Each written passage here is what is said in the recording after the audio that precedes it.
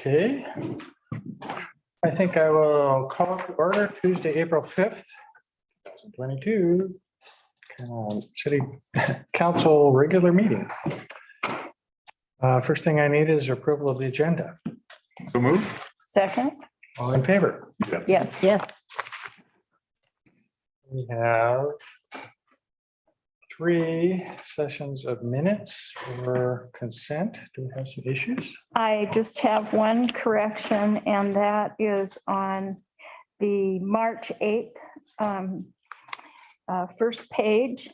And I think Sam Stidel should also be included as receiving a plaque Oh, at the bottom there. right, I did get one. Yeah, you did.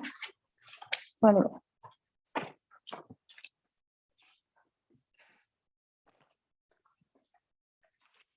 Anybody else? Move to approve the minutes of March 1st, 2nd, and 8th with the noted correction. Second. All in favor? Yes. yes,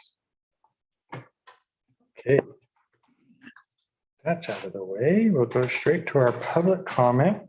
I have 3 people signed up, so we'll start with those who are in the room, because I know she's here. We'll start with Devatia.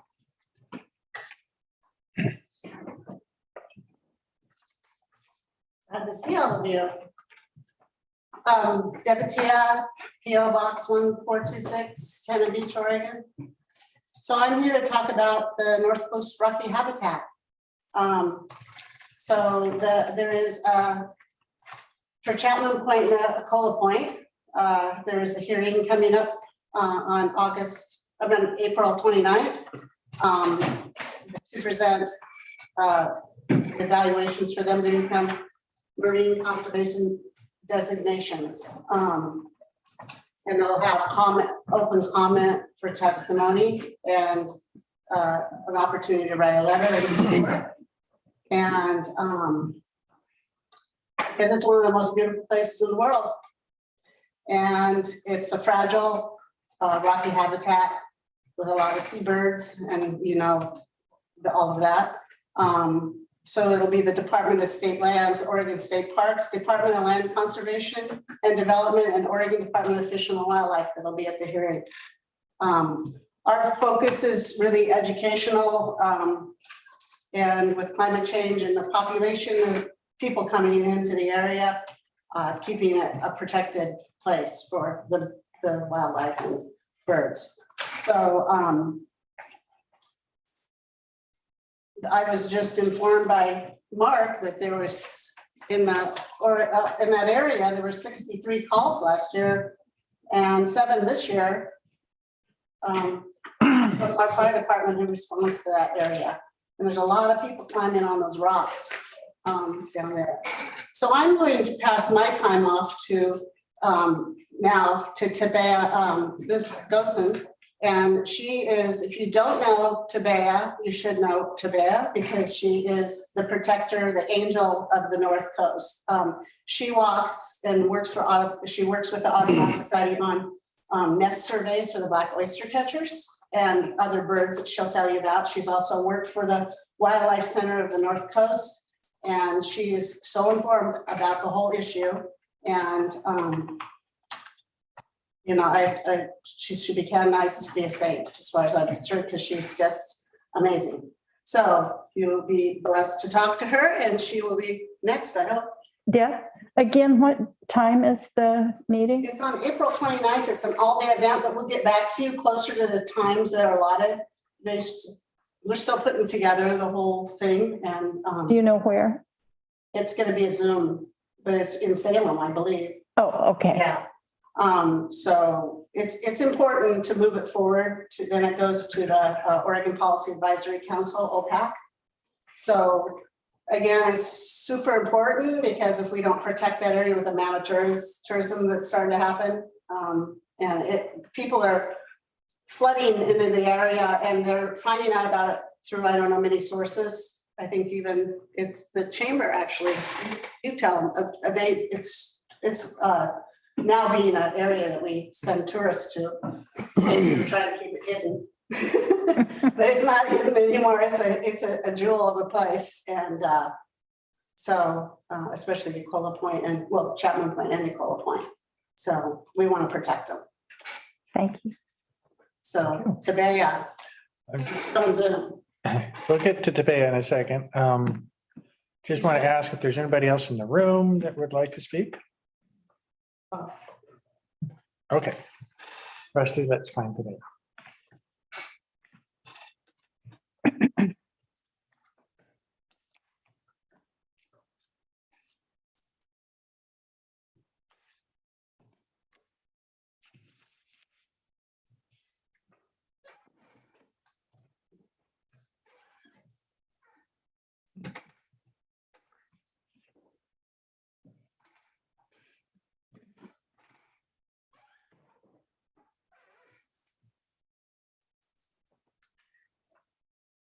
All right, looks like I'm on here.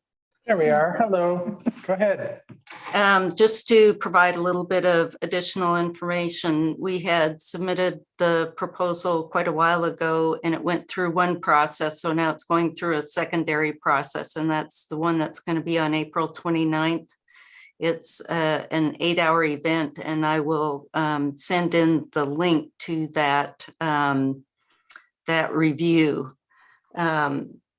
As Deb said, you know, we've been really promoting the North End has increased popularity because of all the secret beaches and the tide pools, and visitors aren't bound by the restrictions of Haystack Rock. And we all remember the flood of COVID.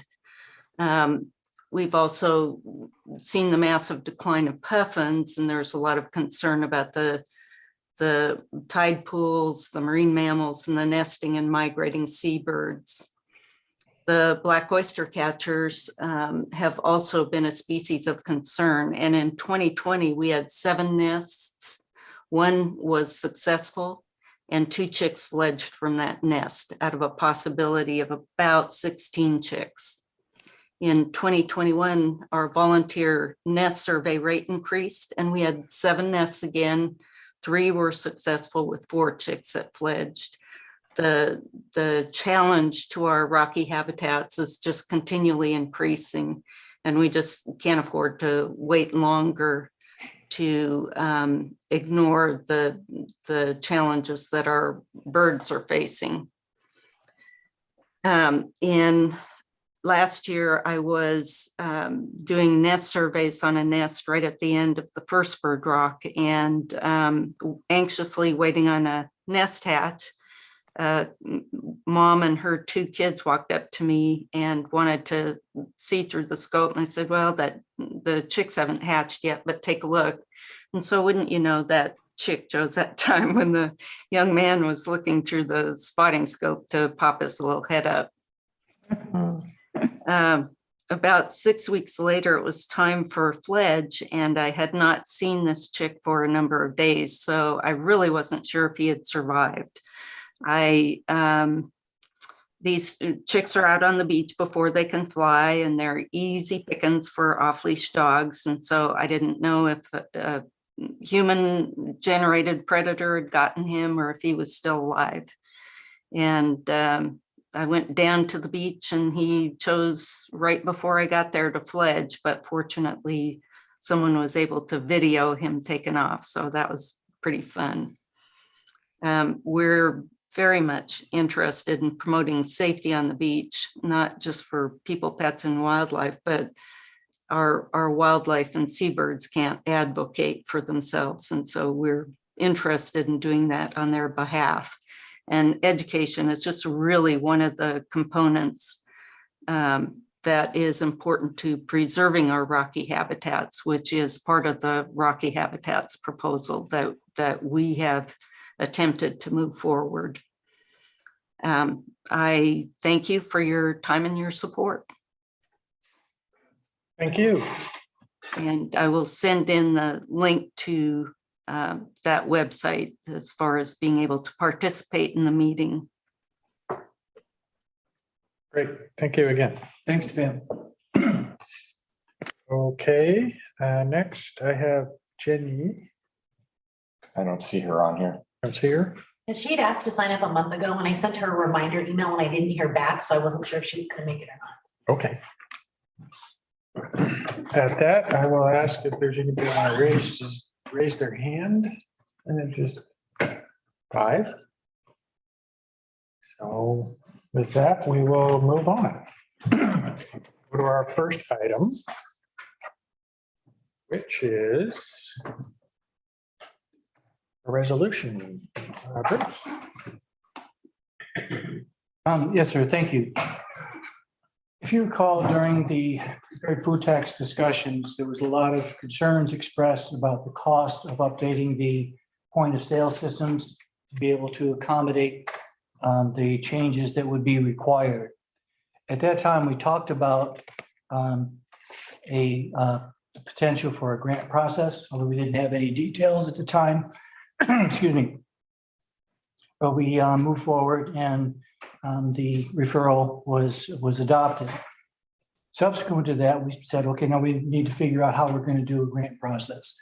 And so none of us on staff had really the experience to say, well, you'll have to do this to your system.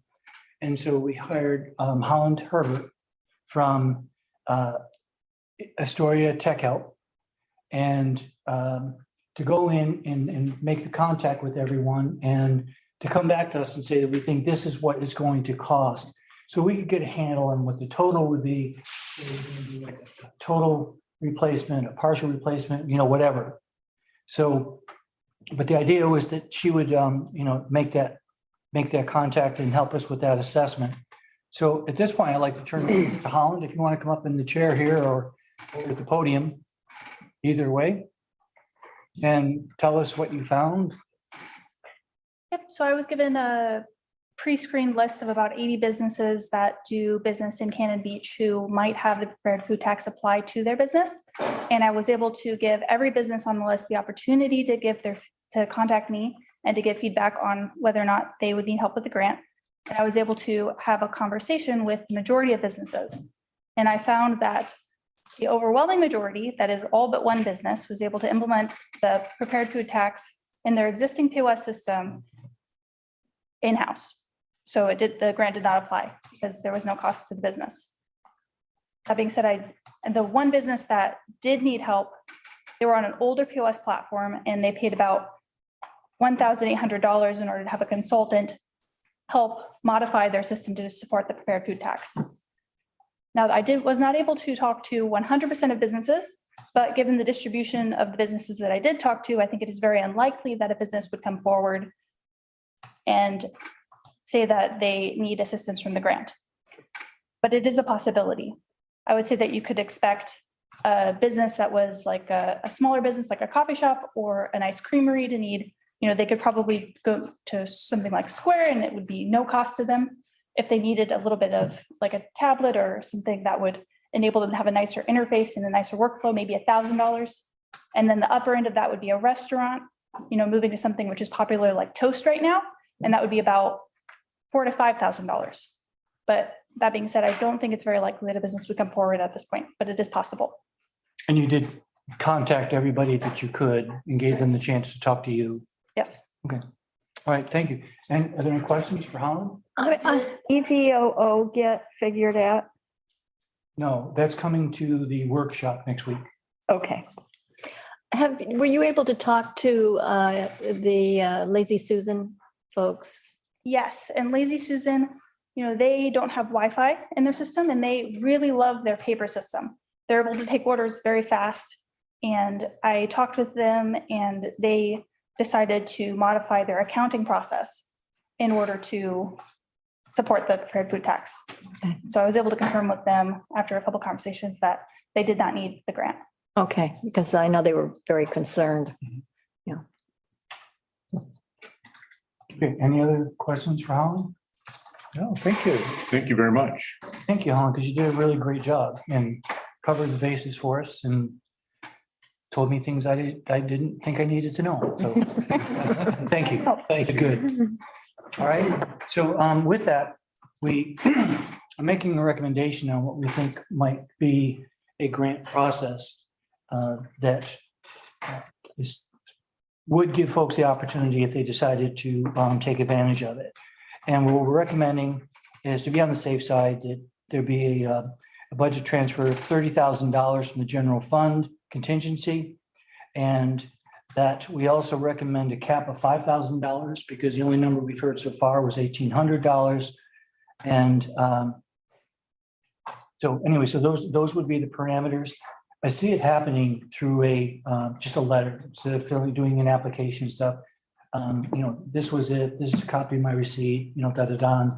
And then I also recommend, just to make it easy for everyone, is that, and I don't know if it's in the resolution, but to have Mark Reckman and I be the evaluators of the requests and to allow us to decide yes or no on paying out. And with that, we would be able to go ahead and pay out immediately. We're just trying to make it happen as quickly as we can. $30,000, obviously what we don't spend will come back to us or will stay with us. And I think that the 5,000 makes sense with those parameters. Have you thought about how long this offer would be outstanding? May 1st. I think it's in the resolution. It will go so many. That was my intent. I don't know if I've got any. Yeah, I think you're right. Available till April 30th. I guess it doesn't matter, but it seems at this point that $30,000 is way more than anything we might expect. They say it's still in the fund, so. Yeah. And again, we don't know what to expect. So if somebody does, we don't have to come back to you. More importantly, we don't have to hold them up. Yep. So that's what our consideration is. And also, it's not tied up for a long period of time. It's tied up till April 30th. Okay. Now, if you had any questions about the request, would you go to Holland then and For ask? sure. Yeah, Okay. yeah. And I've told her that, there she is. We've asked her if she would be part of that evaluation if we needed to check it. Yeah, that'd be good. Yes. Bruce, how will the businesses be made aware that this is available? We'll probably, work through the chamber on it, but they all should know. I mean, they won't necessarily know that it's effective today, that we'll start doing the grant, but they knew that we were working towards this grant all the way through. Okay. So we'll get the word out the best we can, and hopefully word of mouth will get around. Okay. Now, I'm a little concerned about the May 1st. It doesn't give a lot of people a lot of time to know that. So I hope that the chamber can really get the word out as soon as possible to people. And if you feel you'd like to make it like May 15th, or I don't know if that's a Saturday or Sunday, but if you want to go ahead and extend the time a little bit, we can. But we were trying, one of the goals of the council was to put these things in place as quick as we could, so people would have time to be ready for July 1st. And so there was kind of a push to, come in if you want, and you do things that you. I know sometimes the word doesn't get through to people Sure. very quickly around here because we don't have a good source of information. Yeah. So hopefully, that's what I'm saying, as long as they know soon that they can do this. Now, are you saying you're just asking for a letter and not a? Yes. Well, Okay, yeah. Instead of taking the time to do an application and all that, it's just tell us what you need, tell us why, tell us what you got, show us a receipt. okay. Or maybe a proposal or something instead of, but it's just give us your information. So even though we're not discussing EVOO until next week, would they have to work with the system, or do they already have one? Rob, I don't know if they have one, but from the discussions I've had with Bob, he seems to be pretty savvy with all. Oh, yes. But they would still have time. But my conversations with him are not whether or not the system can handle it. It's the policy behind what counts towards the tax and what doesn't. So that's why we have him come in to talk to you next week. But he would still have time if it is a tech issue. would he have enough time if we don't have a meeting till next week? Well, the meeting would be on the 12th, Right, and he would have until the 30th. And again, there's nothing really magic about it, other than you had indicated you want to do it quickly. So if you want to make it to, middle of May or a little bit past, but I'd be surprised if anybody was going to wait till June to try to do something. That's 2 months out, because it's only a month away from starting. Well, if he started the process, I mean, he's come in April, that's essentially a request. So, I mean, I don't think we would say, oh, we get it in May 2nd, you can't qualify if he decides he really wants to apply for it. He may not want to apply. It might be, like Bruce says, just the background policy situation, which doesn't require equipment to deal with it. And Ron, we can remember to talk on the 12th to him and say, do you need, actually, I'll send him an email like tomorrow and ask him if he anticipates a need for assistance okay. on the POS system. Okay. So this is asking for a resolution on whether to move forward on this grant proposal. I might ask that we add a number 7, and that is that Chief Reckman and myself are authorized to administer this grant. Okay, so that would need to be an amendment made. Yeah, Motion. yeah, right.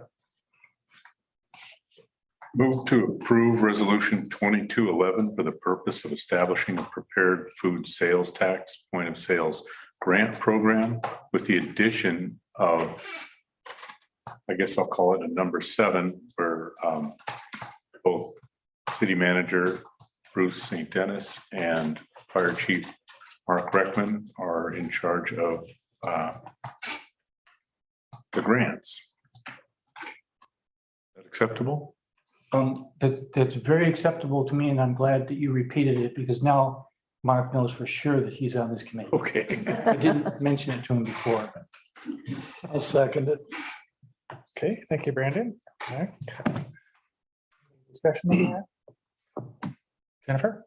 Counselor Ogilvy, Yes. Counselor McCarthy, Yes, Council President Benefield, Yes, Counselor Risley, Yes, Mayor Seidel. Yes. Okay, that moves that along. Thank you, Holland, for all your work.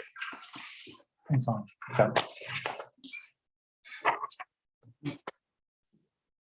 We have a set of proclamations. Oh, wait a sec, there's two resolutions on this item. Oh. So the first one is 2211, and then we also have the budget amendment, which is 2212, which is the second half of that. Thank you, Jerry. I didn't catch that. I thought that was an either or. So we have a second resolution. Oh, yeah, I see what that is. I move to adopt resolution 2212 for the purpose of approving increases and decreases to the fiscal year 2021, 2022 budget by making an intra-fund transfer of appropriations. Second? Jennifer? Counselor McCarthy, yes, Council President Benefield, Yes, Counselor Risley, yes, Counselor Ogilvy, Yes. Mayor Seidel. Yes. Okay. We have a set of proclamations. So I'll start with the first one with the chief. Yes, sir. Thank you, Mr. Mayor and City Council. Before you tonight is the consideration of proclamation 2202 Sexual Assault Awareness Month. This Sexual Assault Awareness Month is intended to draw attention to the fact that sexual violence is widespread and impacts every community member. Every individual and community in Oregon has a role to play to help eliminate sexual violence by working together to promote social change. Some disturbing statistics include over 20 million American women and men have been the victims of sexual violence. Every 98 seconds, another person experiences sexual assault. 93% of all sex abuse is committed by someone the victim knows, and over 50% of sexual assaults go unreported each year. With leadership, dedication, and encouragement, there's evidence that we can be successful in preventing sexual violence in our community through increased awareness and community involvement. This is the reasoning for the proposed proclamation. As part of that, our local statistics show just last year, our sexual assaults increased from 2 to 4. And so that's certainly something that we promote is education and community members speaking up if they're hearing or seeing anything. And along those lines, they have the first teal human ribbon that they're going to be doing this year up at the harbor.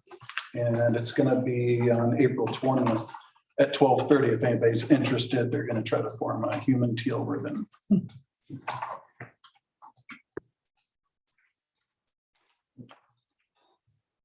Okay, I need a motion for the proclamation.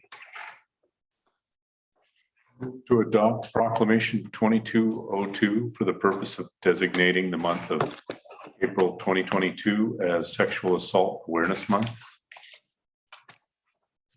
Second.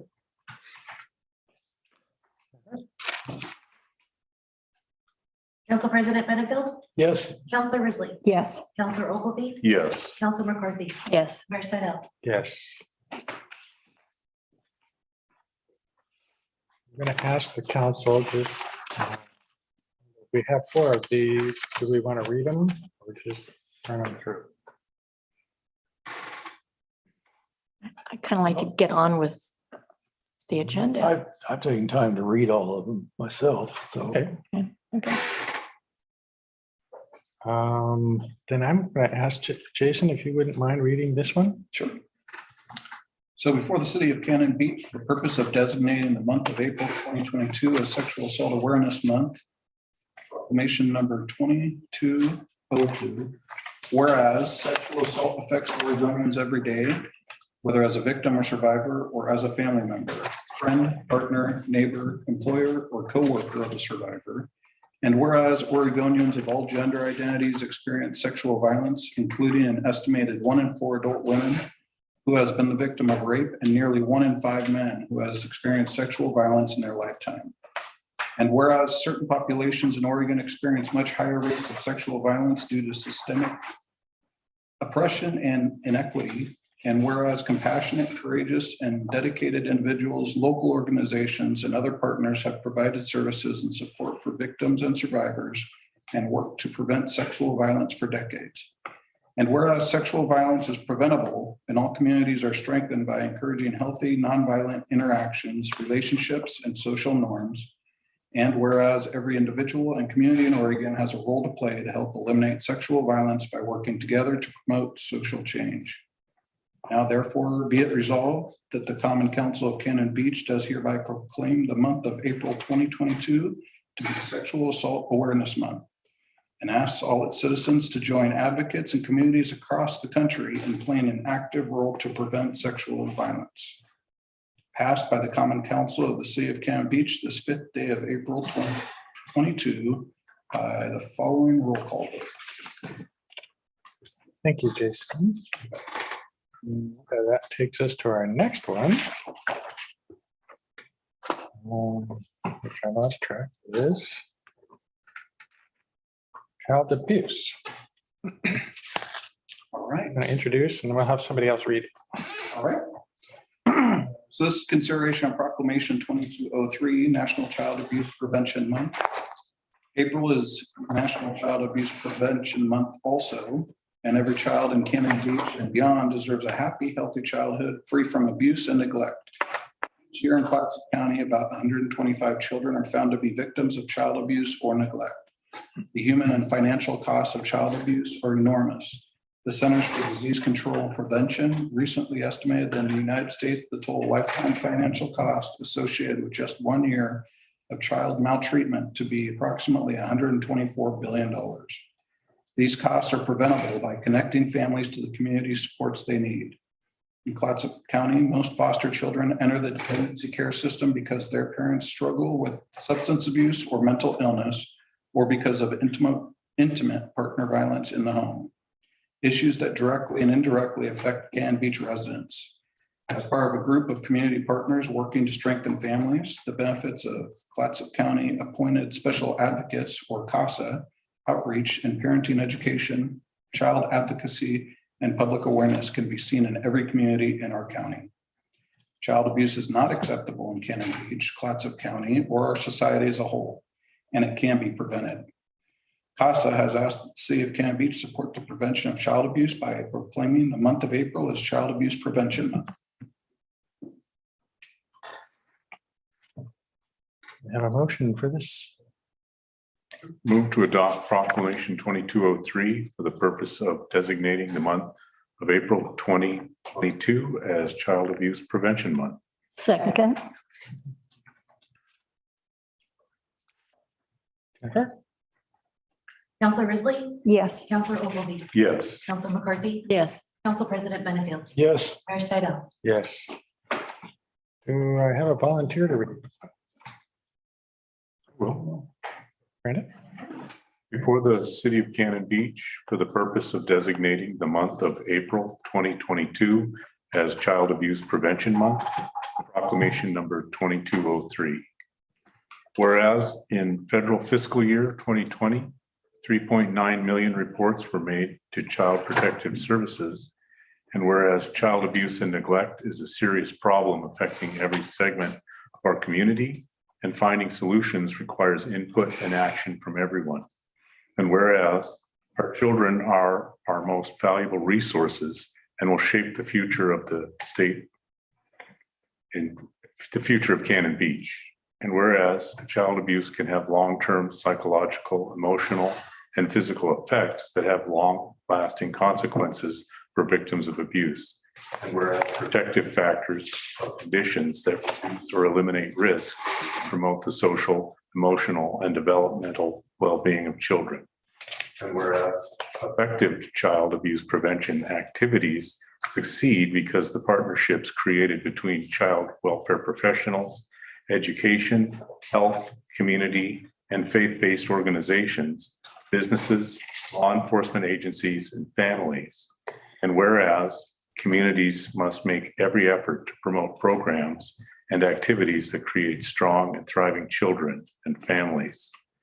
And whereas we acknowledge that we must work together as a community to increase awareness about child abuse and contribute to promote the social and emotional well-being of children and families in a safe, stable, and nurturing environment. And whereas prevention remains the best defense for our children and families. Now therefore be it resolved that the Common Council of Cannon Beach does hereby proclaim the month of April 2022 to be National Child Abuse Prevention Month in the city of Cannon Beach, and urge all citizens to recognize this month by dedicating ourselves to the task of improving the quality of life for all children and families. Passed by the Common Council of the City of Cannon Beach this 5th day of April 2022 by the following roll call vote. Thank you, Brandon. Next one is Arbor Day. Kara? For you tonight is consideration of proclamation 2204 Arbor Day. Cannon Beach has a Tree City USA designation by the Arbor Day Foundation in honor of its commitment to effective urban forest management. The city is one of more than 3,400 Tree City USAs. Tree City USA program is sponsored by the Arbor Day Foundation in partnership with the U.S. Forest Service and the National Association of State Foresters. National Arbor Day is April 29th this year, which marks the 150th anniversary of this holiday. Arbor Day activities, including the annual tree planting ceremony, will take place during the modified version of the 12 Days of Earth festivities in Cannon Beach. I'd like to recognize Barb Knott, who supports the city staff in compiling all the numbers associated with trees planted each year and submits the paperwork to the foundation for us. Staff recommendation is that council adopt the proclamation. I move to adopt proclamation 22-04 for the purpose of proclaiming April 29th, 2022 as Arbor Day in the city of Cannon Beach. Second,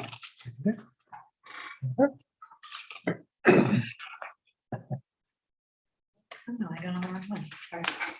Counselor Ogleby, Yes. Counselor McCarthy, Yes, Council President Benedict, Yes, Counselor Risley, yes. Mayor Slidell. Yes. Whereas in 1872, J. Sterling Morton proposed to the Nebraska Board of Agriculture that a special day be set aside for planting of trees. And whereas the holiday called Arbor Day was the first observed in the planting of more than 1 million trees in Nebraska. Arbor Day is now observed throughout the nation. And whereas trees can reduce the erosion of our precious topsoil and wind and water by wind and water, lower our heating and cooling costs, moderate the temperature, clean the air, produce oxygen, and provide habitat for wildlife. And whereas trees are a renewable resource, giving us paper for our homes, fuel for our fires, and countless other wood products. And whereas trees in our city increase property values, enhance the economic vitality of business areas, and beautify our community. And whereas trees, wherever they are planted, are a source of joy and spiritual renewal. Be it resolved that I, Sam Stidell, by the virtue of the authority vested in me as mayor of the city of Cannon Beach in the state of Oregon, do hereby proclaim April 29th, 2022 as Arbor Day in the city of Cannon Beach, and urge all citizens to celebrate Arbor Day and to support efforts to protect our trees and woodlands. And further, I urge all citizens to plant and care for trees to gladden the heart and promote the well-being of this and future generations. So passed by the Common Council of the City of Cannon Beach this 5th day of April 2022 by the following rule. And thanks again for Barb's efforts to make sure we do this. Our next one is Earth Day. Karen? Proclamation before you tonight is 22-05 for Earth Day.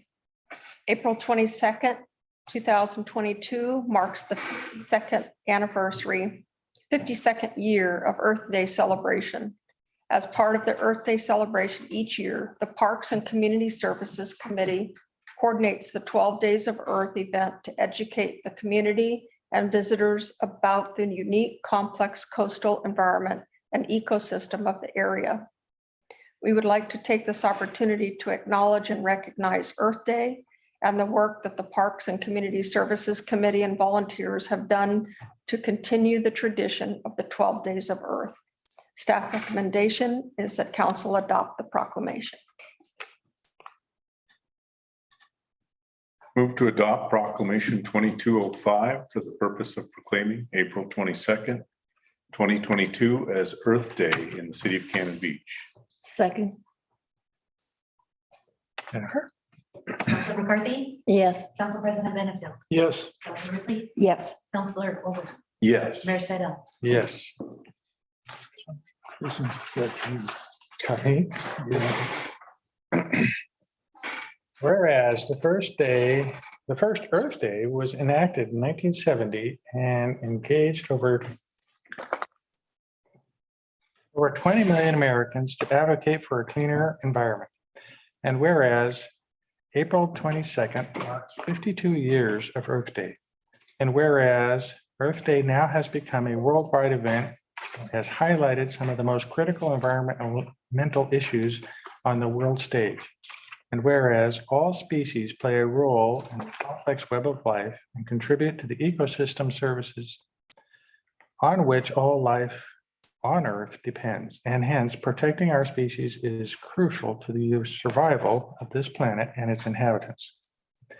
And whereas the Parks and Community Services Committee has played an integral role to educate the community and visitors about the unique, complex coastal environment and ecosystem of the area by coordinating the celebration of Earth Day through a 12-day program of educational and community activities.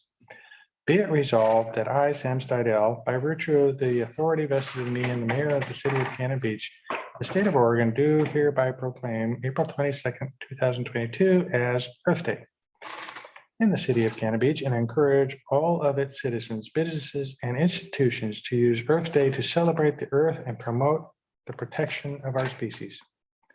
Passed by the Common Council of the city of Cannon Beach this 5th day of April 22nd by the following roll call. Thank you. Again, thank everybody who's been involved in this effort. We will move on to our next effort. Thank you, Mr. Mayor. I'm very happy that we've reached this point in a project. Seems everything's been taking some time. But this has to do with the selection of an architect engineer for the Cannon Beach Elementary Rejuvenation Project. City staff developed and council approved an RFP for the selection of a firm that would be responsible for the architectural and engineering aspects of the Cannon Beach Elementary Rejuvenation Project. A selection committee was assembled that included Karen Levante, Jeff Adams, Rusty Barrett, Bruce St. Dennis, and Barbara Knopp as a resident representative, and David Veneta as a local architect / resident. The city received 4 proposals from interested firms. Each of the proposals from the 4 firms was evaluated by each committee member, and ultimately it was decided that each of the firms would be interviewed. After the interviews, there was unanimous agreement on the top-ranked firm. We noticed that firm that negotiations were commenced. The other 3 firms were thanked for their interest and said they were told they were not the top-ranked firm. Each was informed they had 7 days to appeal the decision of the committee. And the closing of the appeal period was March 25th, and there were no appeals received. Staff was assisted in the negotiation of the process with Emily Matasser. How do you pronounce it? Matasar. Matasar. Okay, I'll tell you where I got Matasser later. From Beery Elsner. And we started working in essentially, there's 2 components to this contract. One is the AIA standard contract, and the other is the Cannon Beach Elementary project scope of work. The contract, AIA contract, talks about the terms and conditions under which the work will proceed. The scope of work is an explanation of the process and deliverables to the city and the fees that CETA will be paid for that work. And both documents apply to CETA's subconsultants. The scope of work is split into 2 phases. First is a pre-design phase. You have been very adamant, and that we want to make sure that there's a lot of public input involved with this. And as a result of that, there's a whole phase dedicated to that instead of just starting into the design phase. And we'll have more discussion about that later, but we will have at least 3 significant public events. And what I told everybody when they were considering applying for this job is that they will present to the council what they think you heard. And when council says, yes, that was what we meant, then they can go on to the next phase. But they have to, you're the test that has to be passed. And that has to do with making sure that they captured what the community wanted. And then the end of phase 1, we'll do a stop, but then we'll move on to design development and contract drawings. And those will be refinements of what happened and what was decided in schematic design. Then we'll go on to, after the contract documents, we'll go into bidding and then construction administration. So there's so much to read with these contracts. I wanted to give you an idea of, what kind of controls or whatever council will have in this process. And so essentially there's just like kind of a do loop, I guess I would call it. And that's that public input is sought. And then, let me just go ahead and read through it. Input from the public at the community outreach events. Folks talk about what they'd like to see in the facility or would like the facility to do. CETA takes, next step is CETA takes and organizes the input from the public, distills the information, and compiles it in a report format. CETA presents a report based on what they understood to be the hopes of the project to council and the public at a public meeting. So both can hear the information at the same time, and public can make their comments to council on what CETA has presented. So that's, we go through that. And then I guess I put an editorial comment in here. It says CETA, I'm sorry, council ponders, paren, but not for too long, and paren, and provides direction based on the information presented by CETA and the public comments received. For example, yes, we will have meeting rooms. No, we will not have a pool or make the entire area a parking lot. So those are the kind of things that you'll be hearing and that you will be, blessing at some point. And then we kind of start over again. And that CETA will move to the next step, and they'll try to go ahead and develop a facility program. That'll talk about the specifics of the space, what should be in the space, what we anticipate using the space for, all those kind of things, and then come back to you in a public meeting, present, this is how we think that this whole thing is going to work. And then the public hears at the same time you do. Public can make comments to you about what they think. You will provide direction to CETA, then they'll go on to the next step. So we've got that set so that you are in control and that we have one or 2 points in each step that the public is involved and gets to comment on what is being said in the direction that is being taken. But you provide the direction. And it'll kind of go on through that. There'll be probably a little bit less public comment when we get into subsequent phases. For example, design development. That's where we're showing elevations of walls or furniture, or, that kind of thing. And ultimately, when we're in the contract drawings, that's where we'll say the refrigeration unit will be Westinghouse, blah, blah, blah, blah, blah, blah, or whatever. So the public input really in the shaping from the public really comes in the pre-design and schematic design phase. After that, it's where you take control of the cost and the quality of the products that are put into the facility. So that's kind of how we have it set up. And Emily is here to answer any questions as far as the contract and how the contract is structured. Does anybody have any questions? Okay. I'd like a clarification on the 2 motions that are suggested, why they're. I'll let Emily cover that in a minute, but first I want to introduce 2 representatives of the firm.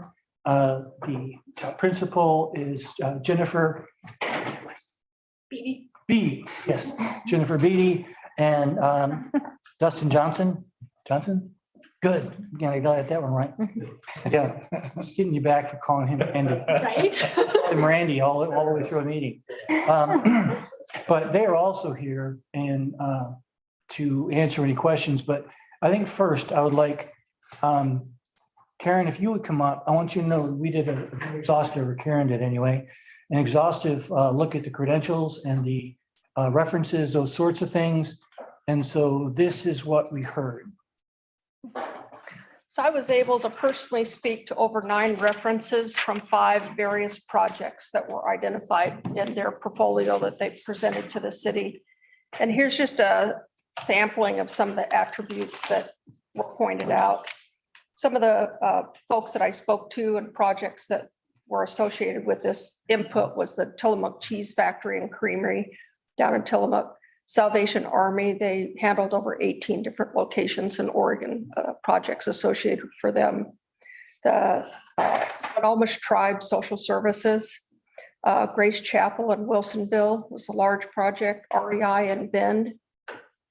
Some of the feedback that we got is they're customer service oriented. Jennifer and her team are phenomenal, very responsive, a pleasure to work with, very practical when it comes to cost and budget, helps you stretch your dollars by presenting cost-saving ideas. They don't blow things.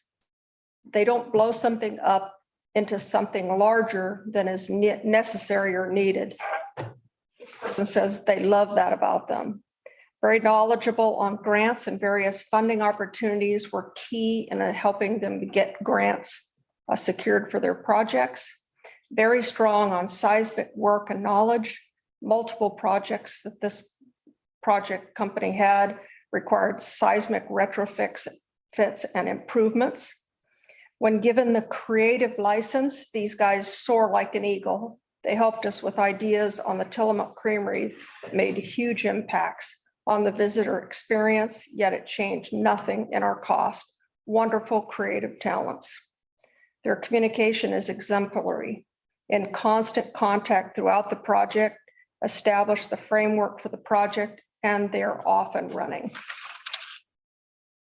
Project schedules, lots of projects, fast-paced, great at working through obstacles, getting team members to overcome delays, great with creative solutions to project breakdowns.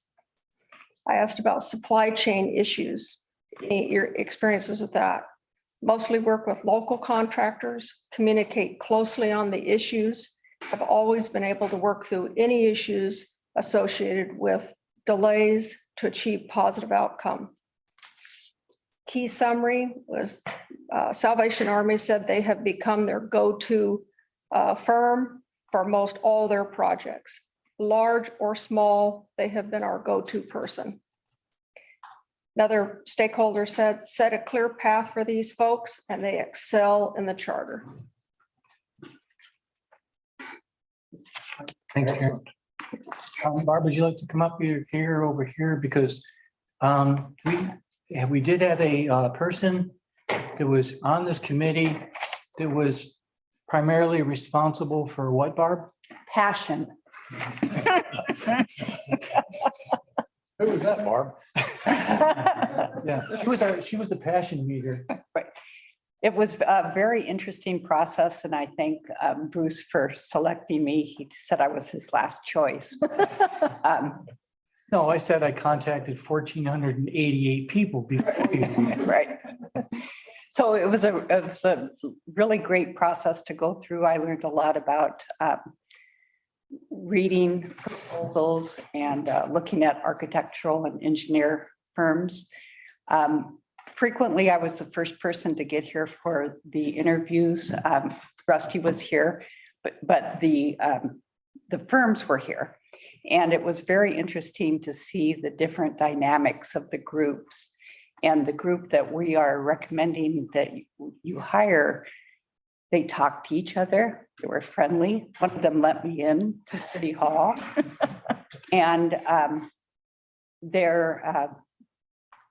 the tribe is very important to this firm. And that's something that I know our community wants, is the tribe's presence in this project.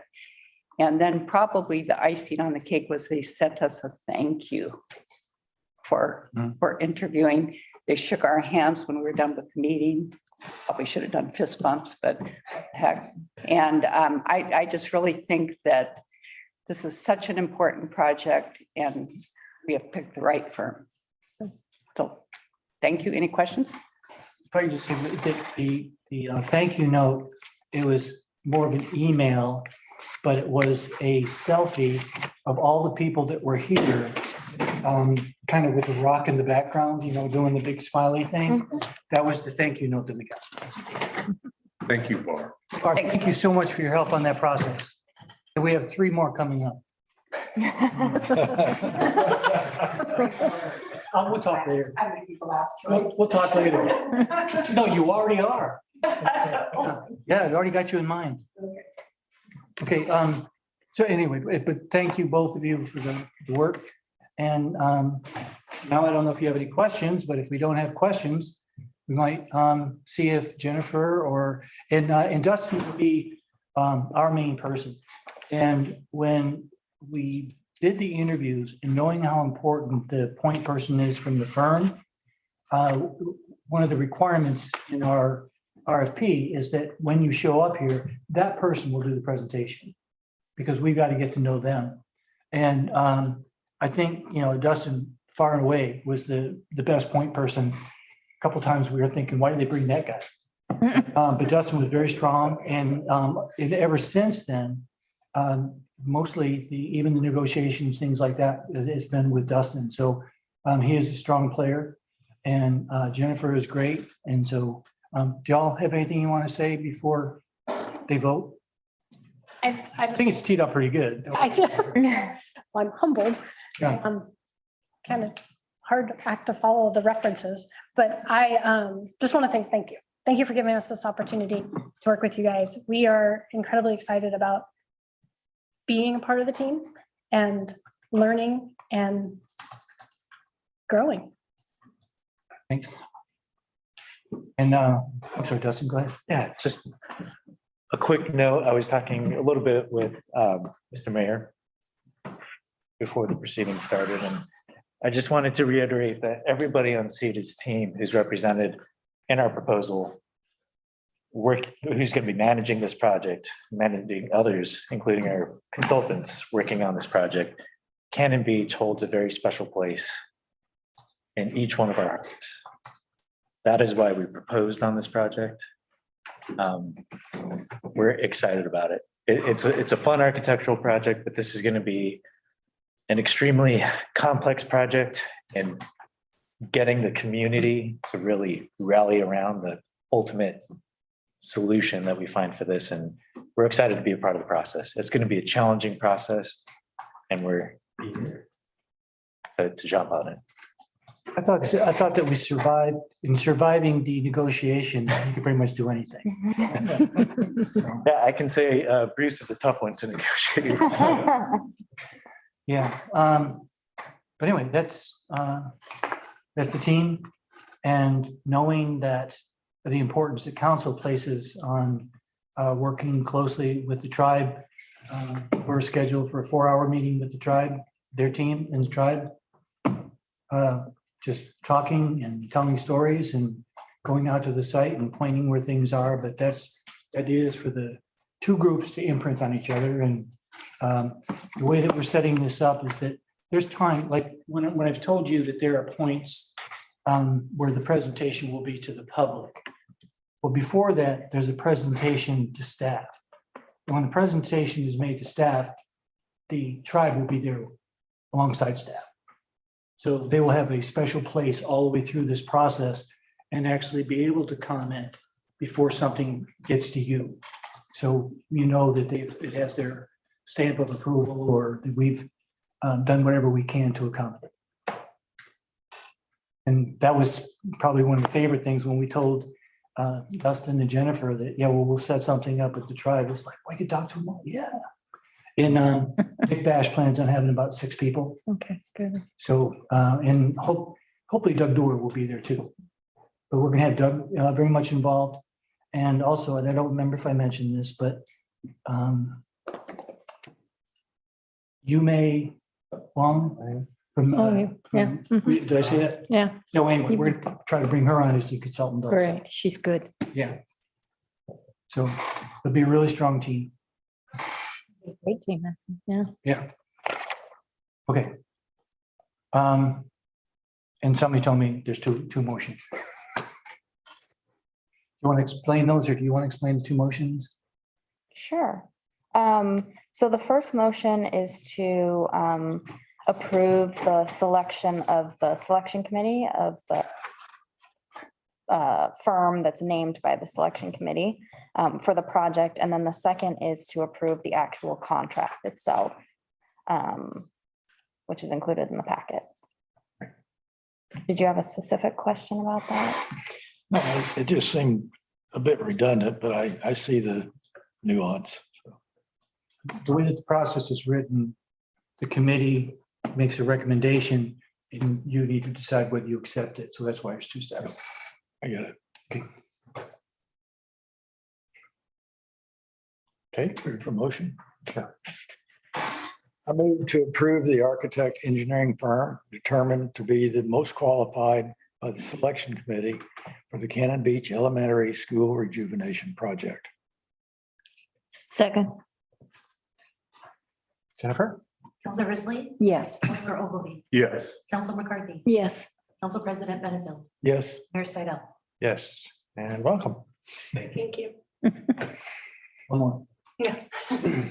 Do we have any concerns about the contract or questions? Do you want to do a little, any details that we need to highlight?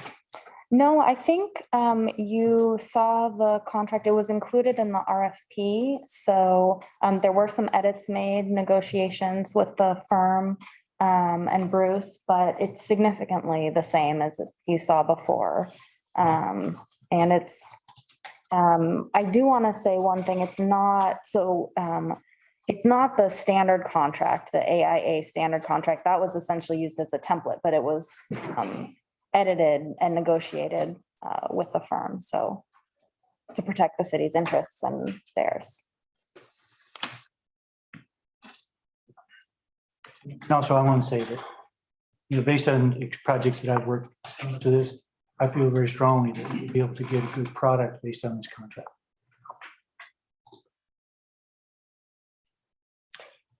Well, it was certainly thorough. Yes, it was quite thorough, and I have to admit, I focused more on their comment on the scope. Yeah. That was easier to understand for me, but the contract parts, I could get where it connected to the scope of services.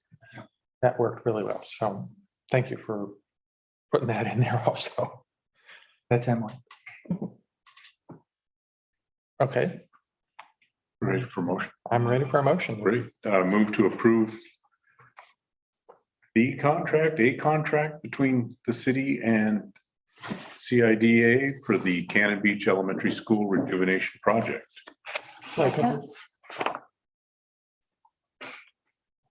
Jennifer?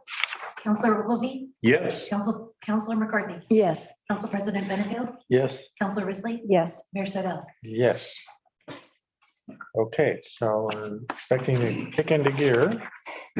And You'll be getting a schedule from us, but they're starting Friday. Great. And they already have keys. They've already been down there with their own keys. So I can mention we're still moving forward with the roof project under ZCS. And we received one bid. And because a lot of those white boards that go the entire length are going to have to be replaced.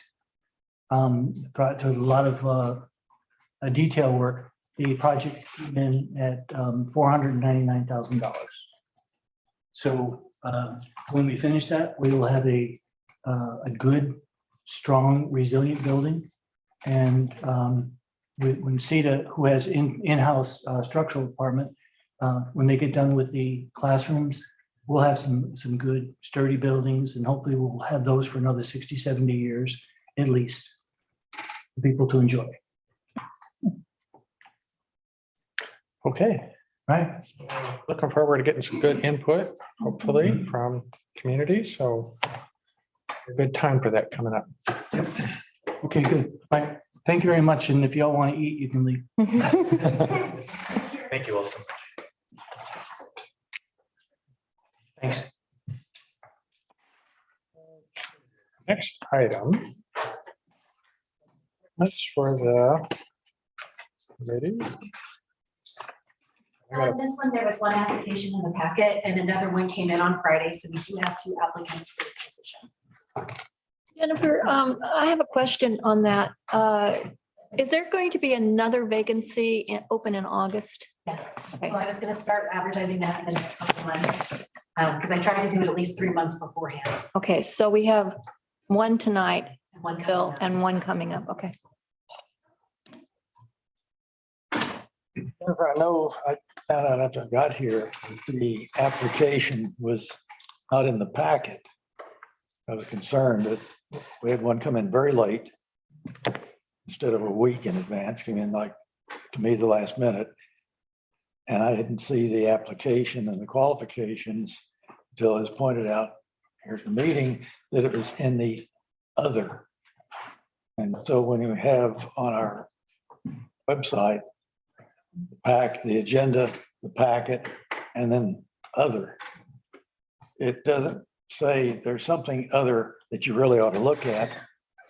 And so I'd like to see 2 things. One is that we have a hard deadline that it gets submitted in time to be included in the packet. And then we all have a chance to see the application, the qualification, and I'm not comfortable looking at it minutes before the meeting starts without having a chance to think about it, the references and so forth. So I thought we had a deadline of 1 week before the things in the packet, and this didn't happen. So Okay, so this application, our deadline that council decided at the retreat was 24 hours prior to a meeting for applicants. So we did set a hard deadline at the retreat after the time that we had a bunch of candidates coming in after the packet. I think it was for a planning or design review board position. So it did come in within the 24 hours. When I found it, Robin actually told me about it. And so it was dropped off. I was out working from home that day and I scanned and sent it to council on a Friday afternoon around noon. So I did send it out to everyone through email, let it know that this came out. It'll be included in the packet. Normally when we have these, because the deadline is 24 hours beforehand, I post them on the website around the deadline, which would have been Monday afternoon. Unfortunately, yesterday was a little bit crazy and I didn't get it posted until today. and my point is that I saw that there was another applicant, but it wasn't obvious where the application was that gave their background, their interest and all those things. That was, to me, buried in other, Well, that's. not part of the packet and not highlighted in the email. So Okay, I apologize for that. I thought I did attach the application to the email, so it was a part of that. I didn't amend the packet because the deadline is 24 hours beforehand. So if somebody submits on Friday and somebody else submits on Monday, I would amend the packet on Friday and I would amend the packet again on Monday. And I know you guys don't really enjoy a bunch of different amended packets. So in the past, what I've done is put any applications that came in after the packet under supporting documents. So that way, if anyone wants to look at it, they can see that it is there. all right, I'll go back and look at the email because all I saw was just one sheet saying there's another applicant. I didn't see the application, but. Do you feel like you need to table this for? Well, vote? Can I point out, next week at our work session, we are going to add a special meeting at the end of it because there is one item that needs to be voted. So we could address this next week if you'd like. I'd feel more comfortable with that. I think that's a good idea. Okay, so technically, we need a motion to table this. I'll make a motion to table the appointment of city committee for the planning commission until next special meeting. Second, It's April 12th. Special meeting on April 12th. Okay, Council McCarthy, Yes. Council President Benefield, Yes. Council Risley, yes. Council Ogilvy, Yes. Mayor Stidle. Yes. Okay, so we'll move that to next week. Now I'm lost again. Oh, Karen, get up here. RFP Phase 1 for the Water Resiliency Project. On March 2nd, 2021, the city applied for a loan from the Safe Drinking Water Revolving Loan Fund through Business Oregon to move forward with Phase 1 of the Water Resiliency Project. The project is the installation of 3 seismic valves, one on each of the city's water tanks, as well as associated piping controls, as well as a site improvement around the main reservoir. Site improvement would mitigate damage associated with dangerous flood impacts should the tank fail during a seismic event. The goal of the Water Resiliency Project is to be able to distribute drinking water to the public within 72 hours of a large-scale earthquake, such as a Cascadia subduction zone event, and to build a hardened water system backbone that mitigates earthquake damage and allows for accelerated recovery. Business Oregon returned a fully executed loan agreement to the city on January 21st of 2022. Since that time, city staff has worked with Business Oregon and the city legal team to draft an RFP to find an engineering firm to undertake this project. Business Oregon has already reviewed and approved this RFP. Staff recommendation is if council is ready to proceed with the RFP, an appropriate motion is in order.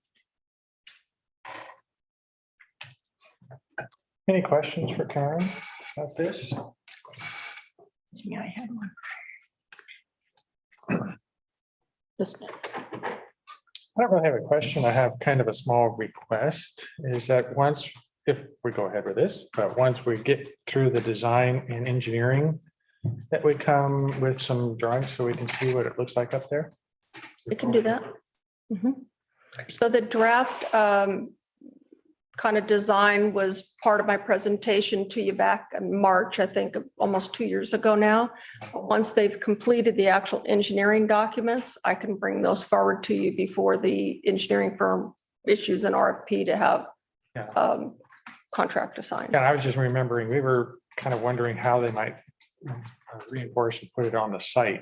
And so when we actually get the engineers up there to tell us what looks best, I'd just be curious to see. So this phase is just for those seismic valves and then the site improvement. Site improvements. Yeah, okay. And phase 2 is the tank.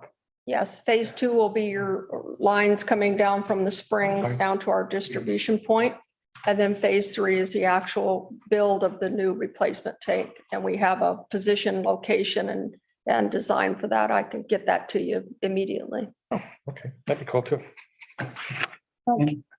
Karen, when does this, is it SCADA? SCADA, when does that system go in? I really support that system because I really think it's important. I noticed in here it says that I was a little confused. My question was, are you proposing that all valves be part of the SCADA system, or that just some of the valves remain, or that some of the valves remain manually operated? So these 3 new valves will be SCADA capable, and we plan on implementing the SCADA function with that, so they can be remotely diagnosed and turned on and off. Okay. Still have a manual override capability, even if you go full SCADA. So that will always be available to us. Okay. So is that part of the phase 1 then? It is. Okay. I want to say that Karen, her reputation and her relationships locally expedited our ability to work with the Conference center conference center. and Pacific Power. And and both of those, to be able to get that project cited. If we'd not been able to do that, we would have been in places that would require a lot of additional pumping, not a lot of additional piping, that kind of thing. So that was a real coup to be able to get that. If it wasn't, we'd be having a big discussion on funding for it. So it was the best case. Well done. Thank you, Karen. You haven't found another location for another tank though yet, have you? When I brought the proposal to you guys, when we were asking for approval to go ahead with the loan chasing, if you will, we had given you 3 options. One is remaining where it is, but just in a slightly different footing presence to get it out from underneath the transmission lines, which Pacific Power asked us to do. The second one would have required land acquisition. You would have had to make a purchase of probably over $1 million and maybe more by now, because that's been a couple of years ago. And then the third option did not turn out to be a viable option where we could actually place the tank there because of elevation challenges. This is all gravity. And so we pretty much had 2 options, one that was going to cost you significantly more money, or hopefully that we would get a contract agreement with both the Conference Center and Pacific Power to be able to remain where it is. Okay, so it's going to remain where it is. It didn't have a lot of choices, but there were some. It was just going to cost us more money. I just thought I remember reading in here something about adding another tank and keeping the main one. So when we looked at the new tank, constructing the new tank, we toyed with the idea of maybe keeping the old one. There's definitely pros and cons of that. The ongoing maintenance of a tank that we know is not going to have survivability.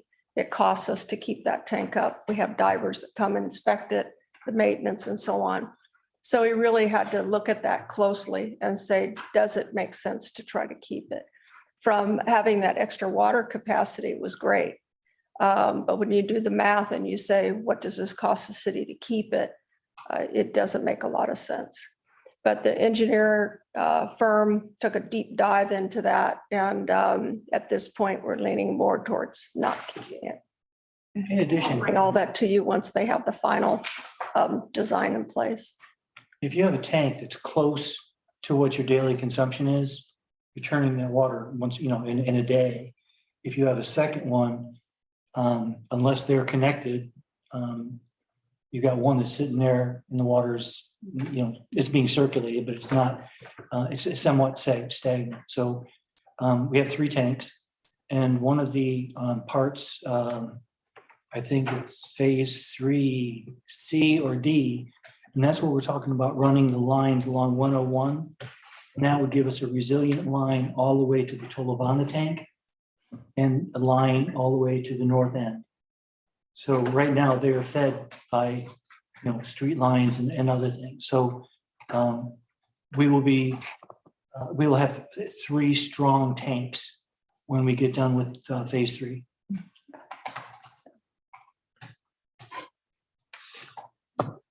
Strong tanks and strong backups. So, Any questions or concerns? We have a motion on this one. I move to approve the RFP for engineering, design, and construction management services for phase 1 of the water resiliency project. Second. Council President Benedict, Yes. Councilor Risley, Yes. Councilor Ogilvy, Yes. Councilor McCarthy, Yes. Mayor Snedell. Yes. Thank you, Karen. Council, thank you very much. Thank you. Good work. Thanks, Karen. Yeah. Okay, our next item, back to Jason. Thank you again, Mr. Mayor and City Council. Tonight, we're going to talk about the 2021 annual report.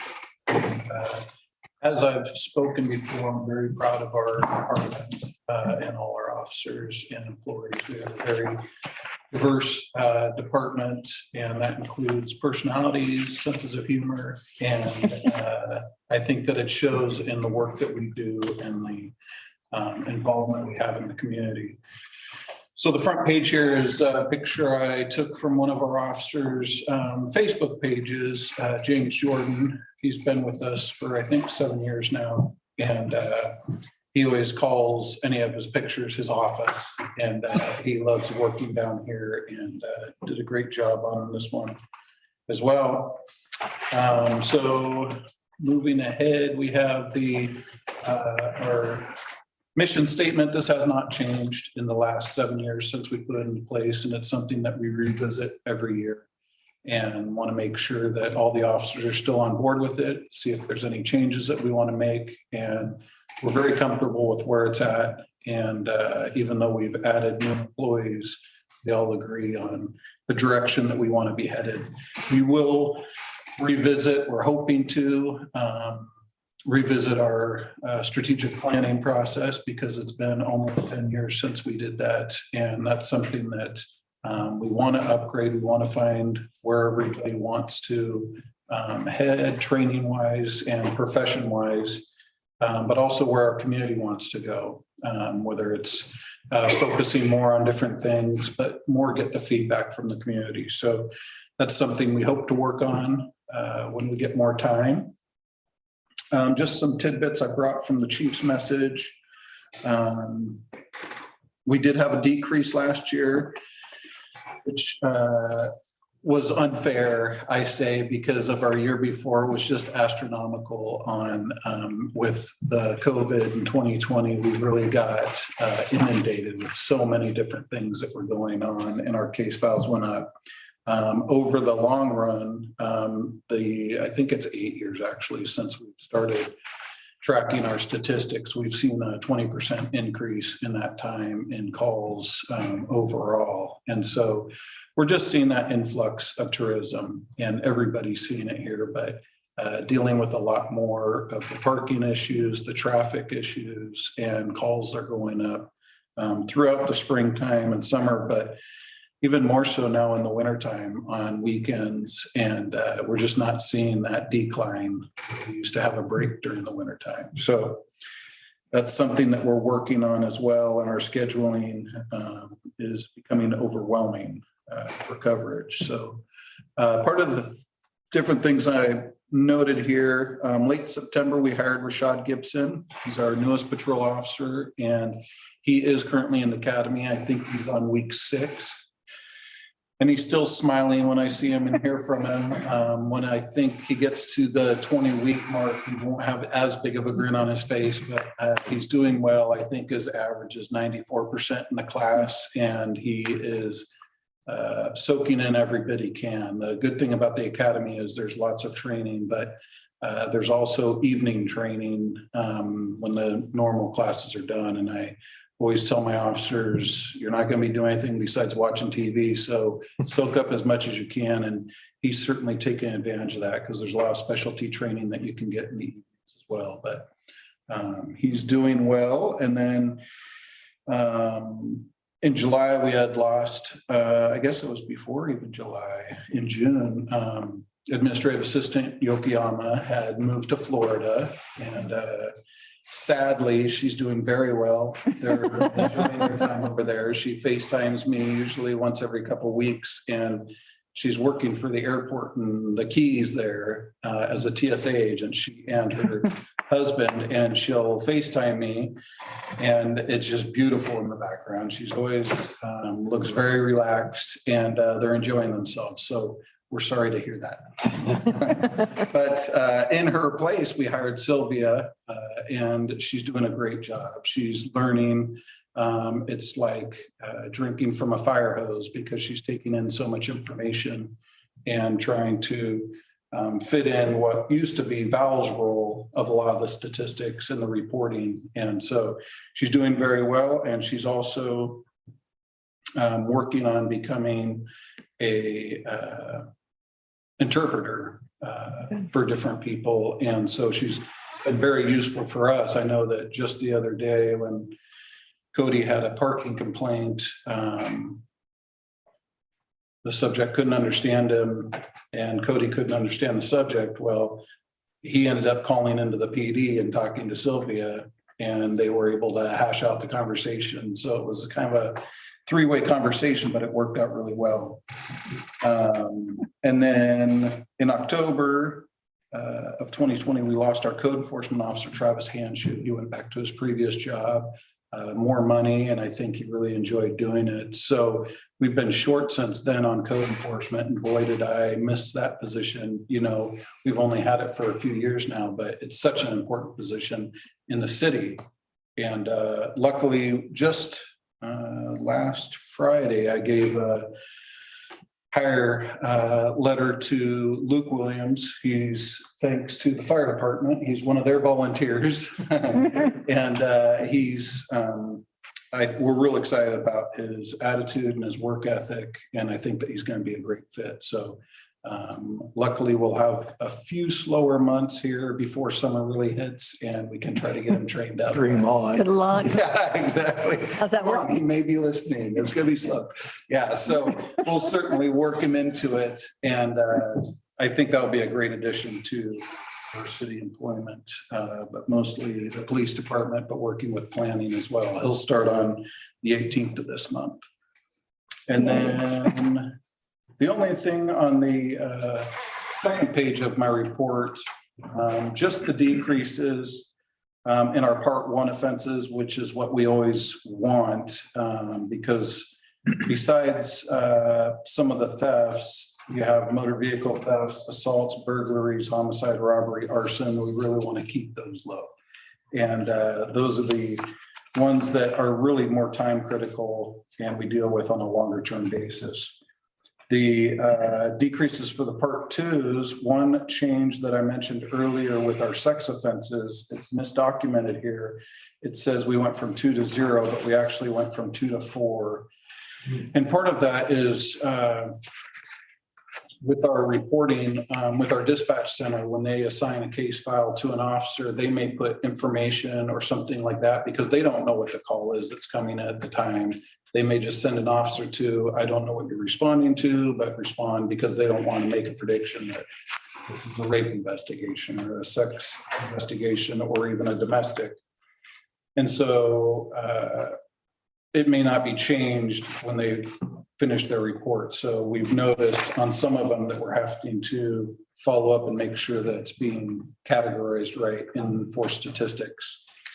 And so that was an increase we found with the sex offenses. The only other increases were with forgery, our drug laws, and DUI arrests went from 13 to 18.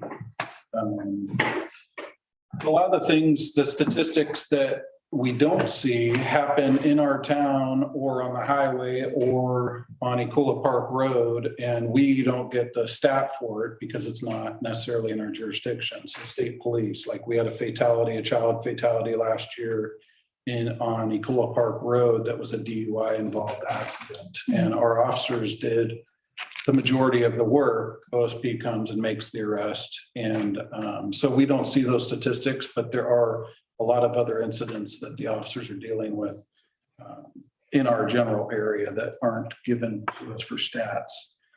Class of behavioral cases, referrals, I think stayed right about the same, and mental health related cases. And then the big things were with the lifeguard program.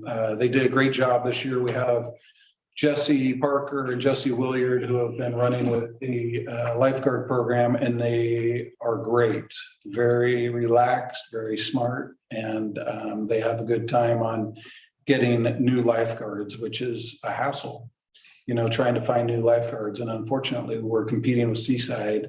And I think it's funny, every year Seaside will call me and say, what are you paying your lifeguards?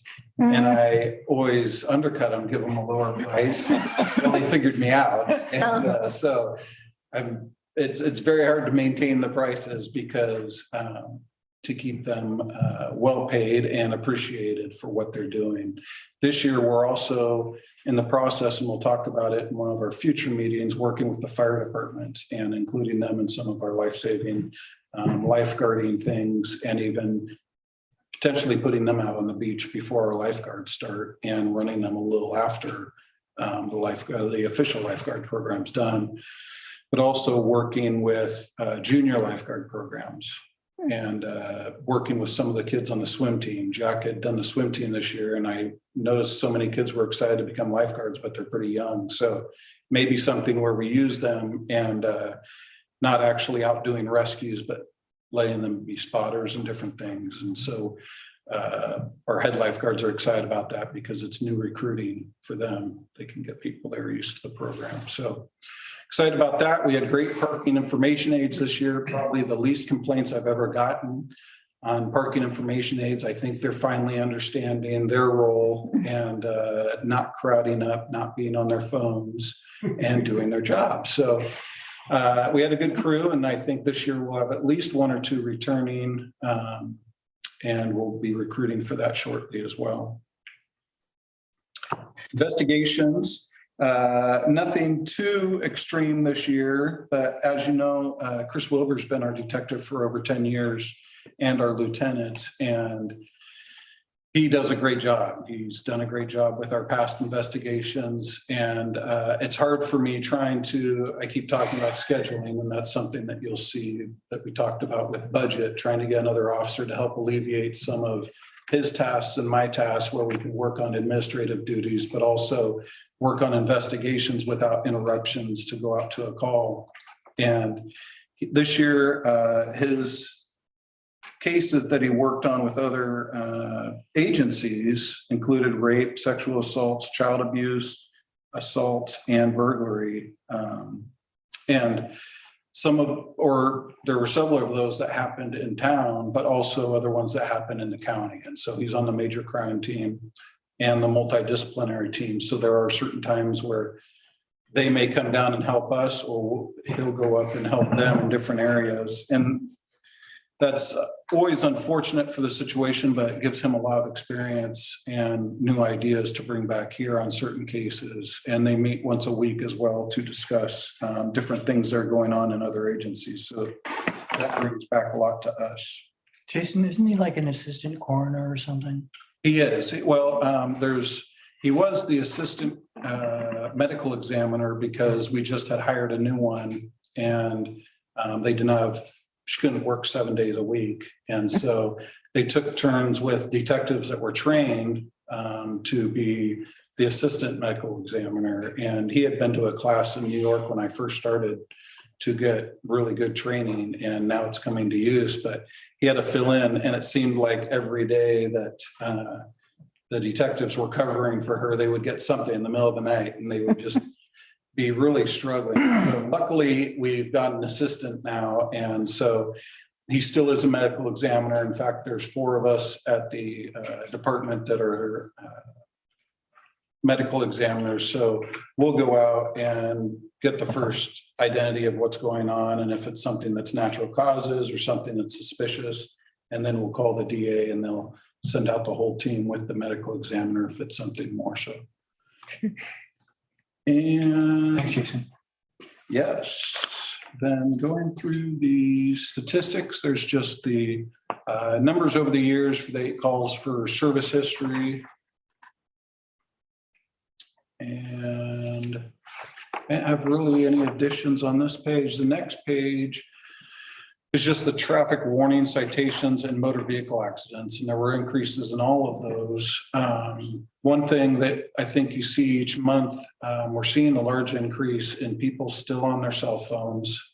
And that's a really concerning thing because we're seeing so many accidents involving that, but also people not wearing their seatbelts and then being involved in an accident. And it's those things that we all think, oh yeah, why aren't they on their phone? But there's a lot of people that don't understand they can't be on their phone or what hands-free means. And so I'm sure Sam sees several in front of his business there because they found a little hidey hole in the area there that they like to, that they get a good view on people and can see when they're on their phones. So that's increased. Their citations have increased, but again, there's that ratio where there's a lot of warnings coming out.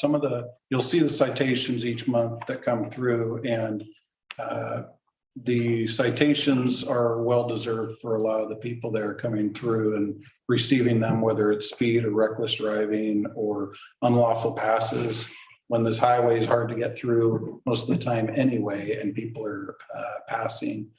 So the sad thing is the accidents are still increasing. And so part of that we've seen throughout the years, warnings and citations reduce accidents. So it's really a lot of education that we're trying to do as well. The increases, I think, are also in accidents are coming from people not paying attention to what's going on, whether they're distracted or distracted by elk and other people stopped on the road and other people on the road. So I hate driving through there when there's so many people out of their cars and all over the place. And then you have so many other things that are distracting. So we're certainly working on those, that education as well, and trying to get some more signage up. We are working with ODOT on putting signs up, at least at the Sunset exit for elk, a warning, letting people know, because that's one of the common spots they go. And I'm sure once they get the signs up, they'll move somewhere else on the highway and we'll move signs. Nothing on the national incident reporting system. Just a reminder, we've always gotten a 0 error rating, and Valerie does that, enters that information, and it's actually very time consuming each month for her to get the statistics right and sent in properly by a certain time frame. And so now Sylvia's learning it and she'll be taking it over as well. Alarm calls for service went up, increased a little bit, and that just goes through the alarm calls.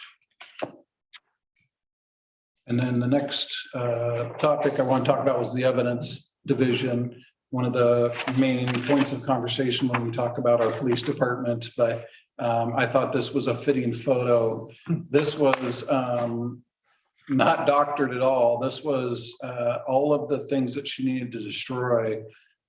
Just those 4 boxes, I think, that are there were items that had to go to the incinerator in Salem.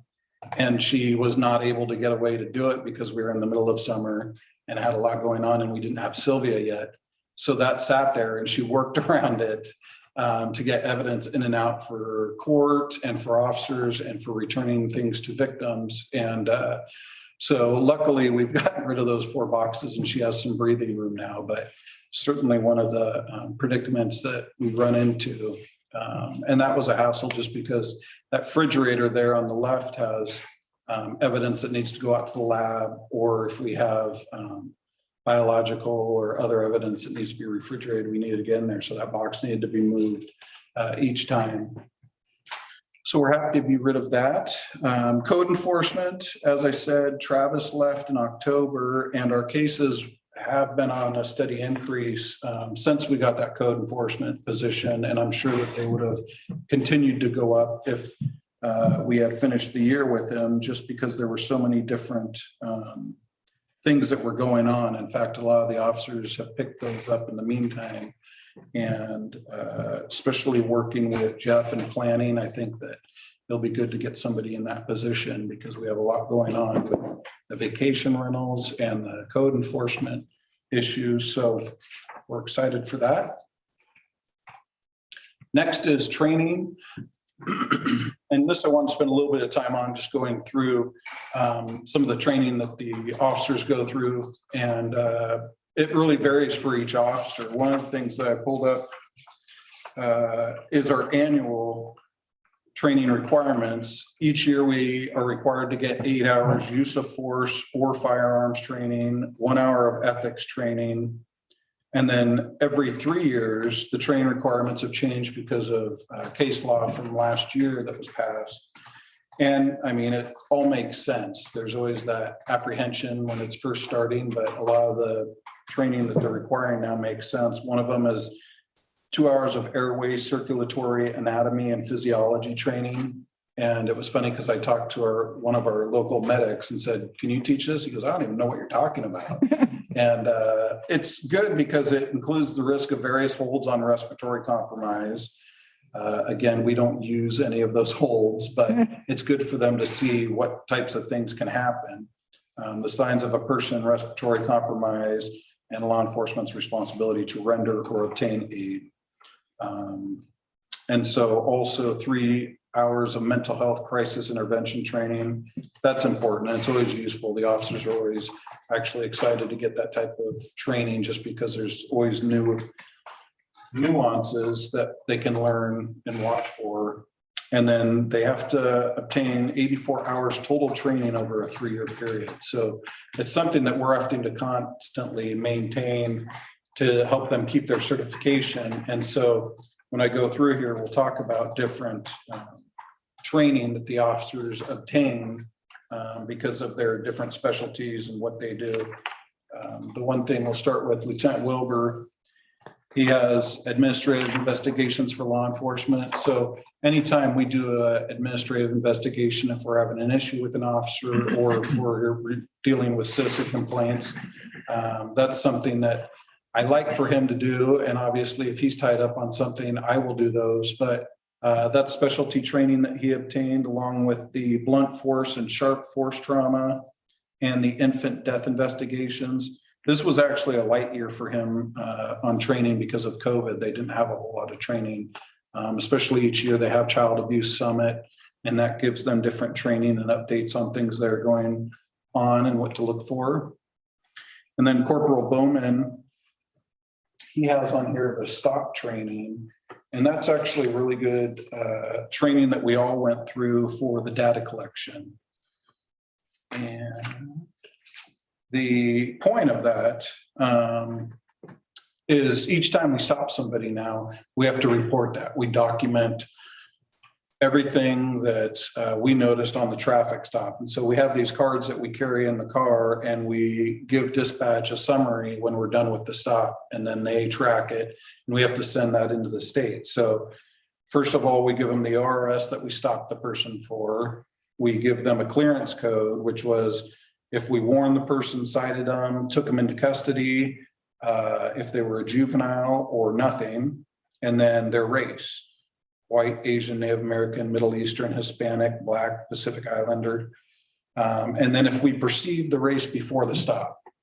So we'll say, yes, we perceived whether or not they were what they what we thought they were. And then the reason for the stop, if it's a traffic stop or a pedestrian out walking. And then the search reason, if we searched them, if consent was given or if consent was denied.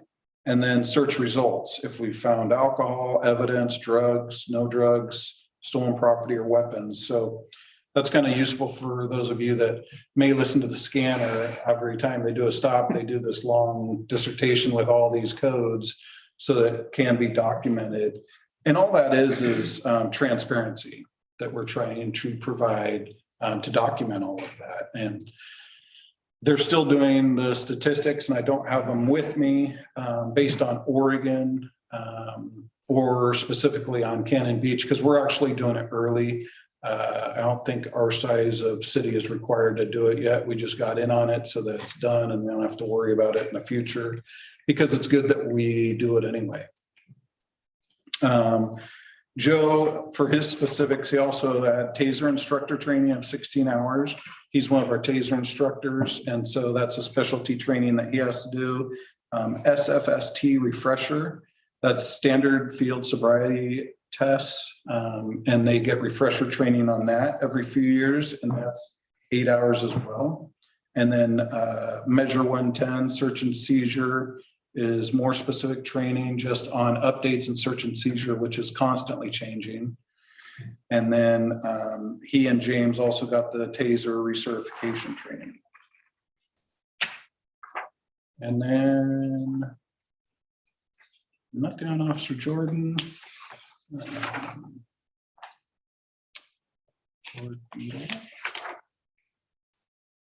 And Salinas had a specific one. He's new, so he's learning how to interview people. You have one there that's titled Reading People. It was a class he went to that was 8 hours. And then also at the bottom, he has Read Technique of Interview and Interrogation, which is 32 hours. Those are both great classes, and our spouses hate when we attend them because of course we practice when we get home. But they are really good training, and it's always fun to see when an officer's gotten back from it, because they have a whole new level on, they want to interview people and they want to, they see what they've learned right away, and it's actually really interesting for them. And then the Officer Thompson, specifics there, she took A-RIDE.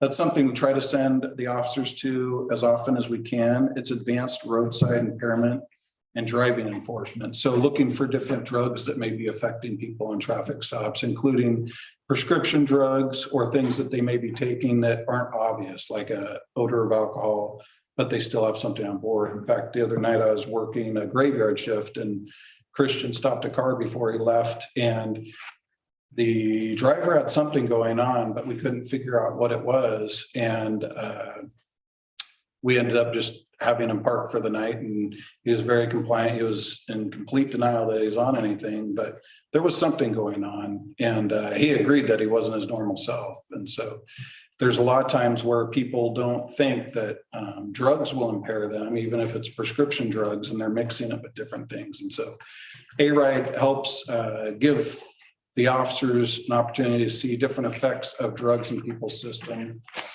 And then she also, and all the officers go through it, different ICS classes. So incident command stuff, things working with emergency management, those are all required from FEMA, and also terrorism awareness and that type of thing.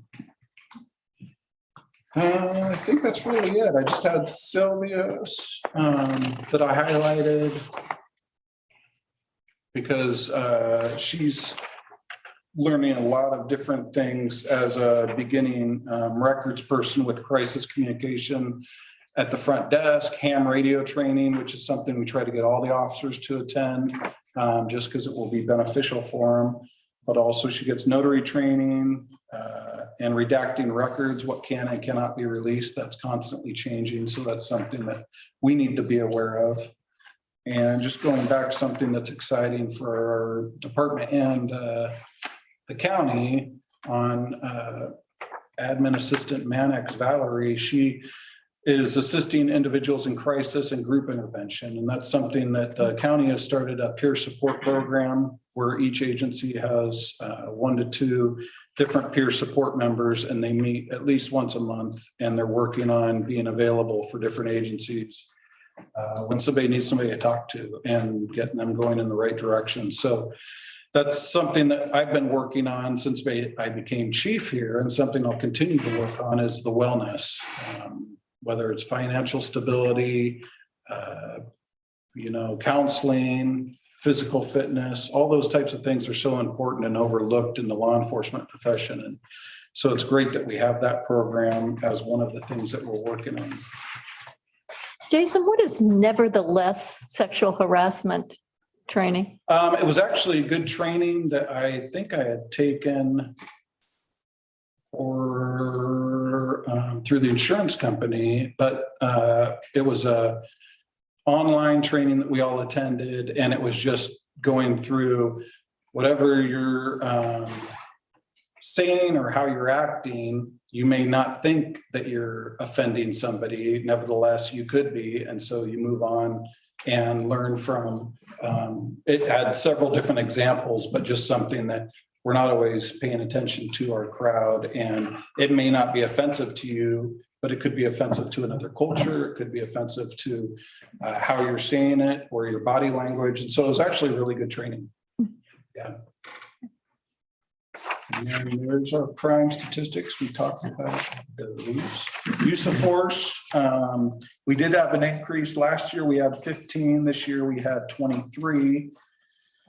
And one thing I'm sure I've mentioned before is the suspect dictates the level of force that we'll be using, based on how they're acting and how they're behaving, and or the threat of force that they're using, or if there's another person involved to protect them.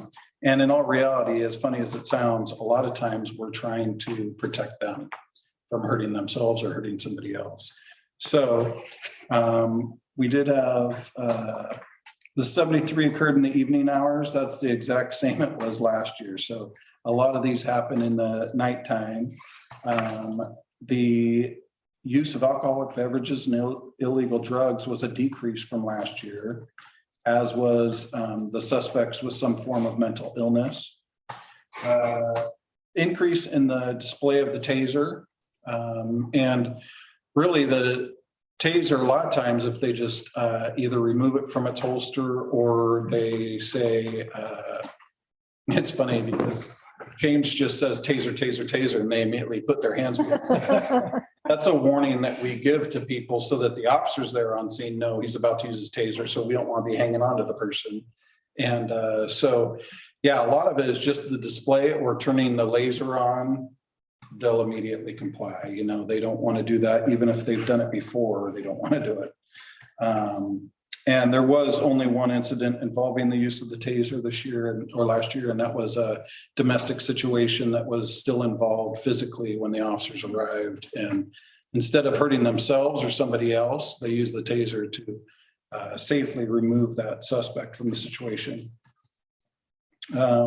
Decrease on hands-on incidents, and also a decrease in them drawing or displaying their weapon. If we have a call of somebody reportedly having a firearm, something like that, the officer's gonna have their firearm out, at least on low ready, which is in a down position, so that they have it ready to go if needed, and or people that aren't complying or showing their move to that. Some additions on here that haven't been on here in the past were that there were 2 road struck elk being dispatched. That is a use of force still, since the firearms being used. We have documented in the past, but it hasn't been on here. And so, and that's an unfortunate situation when one of the elk gets hit on the highway. And then another new one is deflation devices being deployed. And we have what are called stop sticks we carry in each of the cars. And that's, they used to be called spike strips. Now they're called stop sticks. And it's a foam triangle that has spikes in it. And what they do is we'll put it out on the highway. And when the car is coming, they'll pull the stop sticks over so the car drives over it. They just have to do it at the right time. I know when I did it the first time about 24 years ago, I threw them out and the car drove over them, but then I left them out because I was so excited the car drove over them. the police cars were swerving around it. So it's a training we have to do throughout the year. And then 73% of the suspects were male. That was a decrease. And then the incident resulting in abrasions to the suspect. I don't recall which one that was. It wasn't something where they had to be hospitalized, but it could have also been from the taser deployment because they have to remove the taser barbs when that happens. Moving on to my favorite part is the community events. They were down this year again because of COVID. We're excited for having people in the council chambers for council meetings and also going out and doing our community events. We did bring back our coloring contest. That was something I always enjoyed as a kid, and we had a lot of fun with it this year. We had several, I think there's about 30 different applicants, which was fun, and we worked with the academy. And it's funny, even with the masks, the kids are adorable because they have their own ownership and personality in their masks that they're wearing. But that was a good experience. And it's good for the officers to meet the kids and then to see us on a different level than mom or dad getting pulled over. Shop with a Cop was a fun event. Always is. I liked the masks for Shop with a Cop because we don't have to blur out the kids' faces for the pictures. But they always have fun. There's different events that go on. The breakfast is always fun for the kids because they get to just sit down and have a nice meal, and we can ask them questions about them. They get to talk about themselves. And they also, usually one year, we'll have one guinea pig officer that will lay on the ground and get whipped cream from a whipped cream can. And the kids get to shoot it into their mouth. So it's always funny because the officer never knows until he gets there that he's going to be the guinea pig. And the kids really have fun.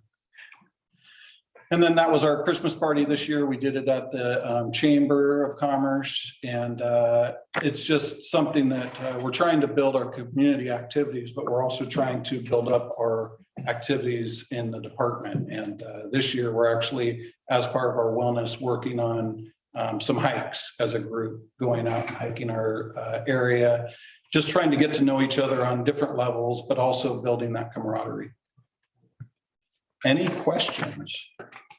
When you stop someone, are there marijuana rules yet in place so you could stop them for using marijuana? Yes, no, absolutely. And the tough thing, though, is that there's not a lot of standardized tests like they have for alcohol.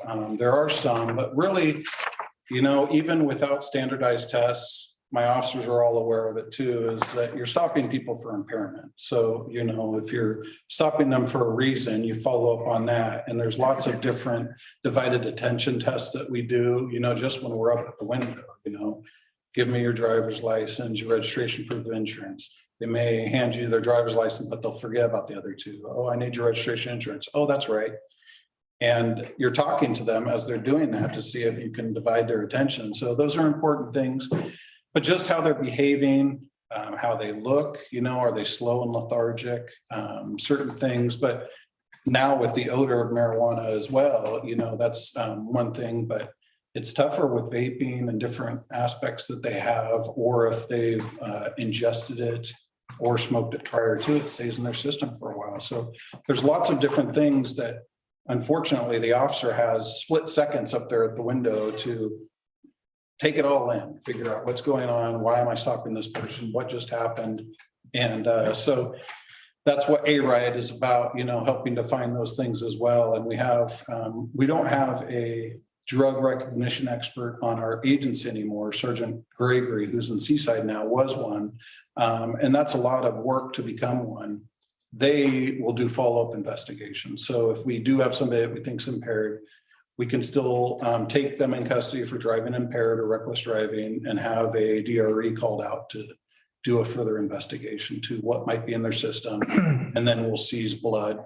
And we've done that several times because especially on the search warrants now, we request blood or urine, and so does the DUI standardized paperwork. And so we'll test that to see what's in their system as well. Yeah. You guys do a lot of training. We do. And the interesting thing is that I was just going through our training records the other day, and there's still several that we need to fill, get more, to get their hours in for it. And, the one thing I've always tried to do is bring the instructors to Cannon Beach, so we don't have to go different areas for training. And so we're getting a lot better. In fact, Christian is bringing somebody here from the East Coast that he had trained with to teach them a new form of defense tactics that's hoping to bring down injuries and that type of thing. And the training, I think, is $800 a person. And by bringing this subject out, we get, I think, 2 free spots in the class. And so we're trying to get it filled with other agencies. And we've had others, including the academy, say, this is great training. We should be able to get instructors there for it. And so it's those types of things. The picture that we had there with Rashad standing next to the vehicle that had rounds through the windows was a great training that James had gone to. He's one of our firearms instructors, and this was shooting in and around vehicles. And that's something that we should practice and train on. And I know Bruce had a heyday with that one. And James had a heyday. Yes. He was able to get on the side of the car and then shoot at a target through the windshield. Yeah. Yeah.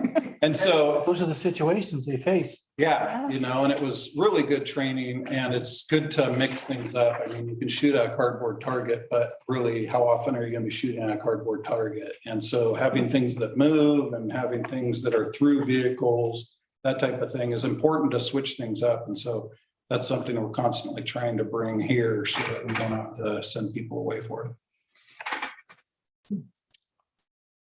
Chief, you will be coming before us for the upcoming budget. And so will you have a new position in mind? Yes. Okay, great. Yes. No, and that's based on so many different things. I've been here in 2 months, it'll be 10 years. And I've seen so much in the 10 years that I've been here. But most importantly, I've seen the strain on the officers and the department on trying to fill shifts. I know right as I was at the airport leaving for Maui, Joe sent me a text that said, hey, can you cover these days? And it showed the calendar, and he highlights days that need to be filled or shifts that need to be filled. Like James right now is off for a month because his wife's having surgery and he's her caregiver. God rest her soul. But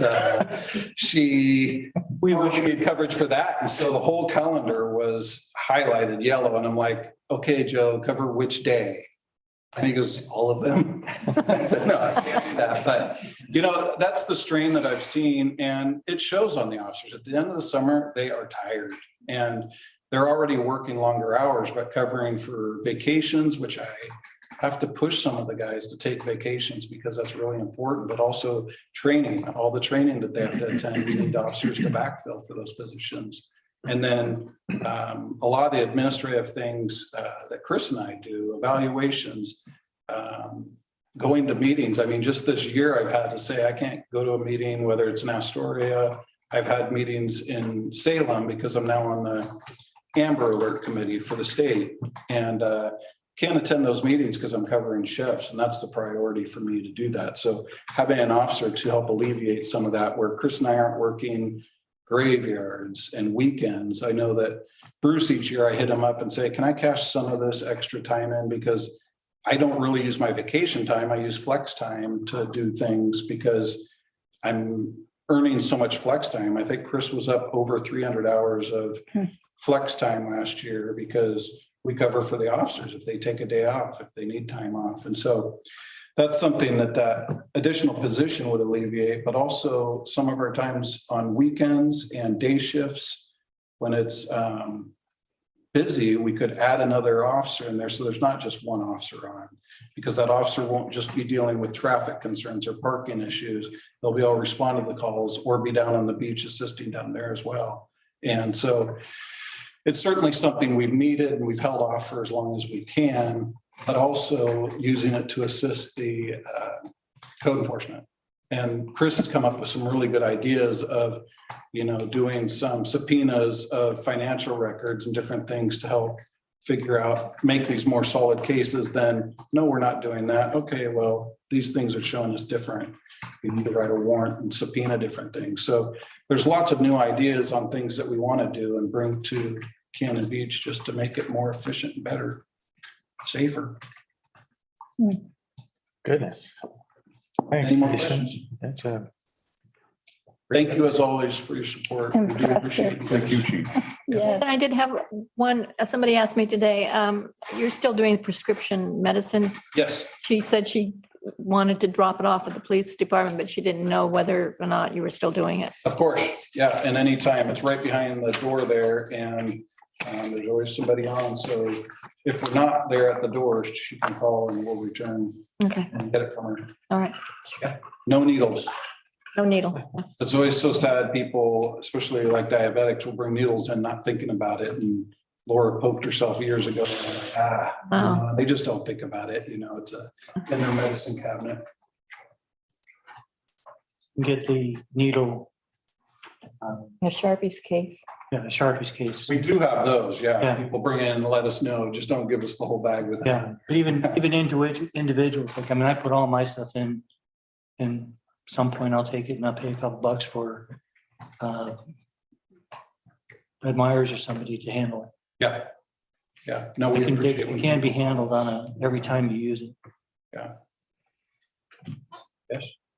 Thank you. It's very impressive, Jason. Thanks. Thank you, Jason. Thank So we have one more thing. That would be Karen again.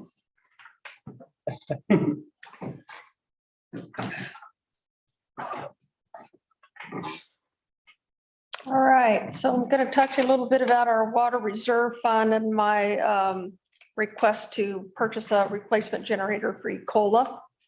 The permanent generator located inside the Ecola pump station has failed. Because a generator is a critical part of a pump station operation, this is a piece of equipment that must be kept in dependable operating condition. This is the third generator that failed. This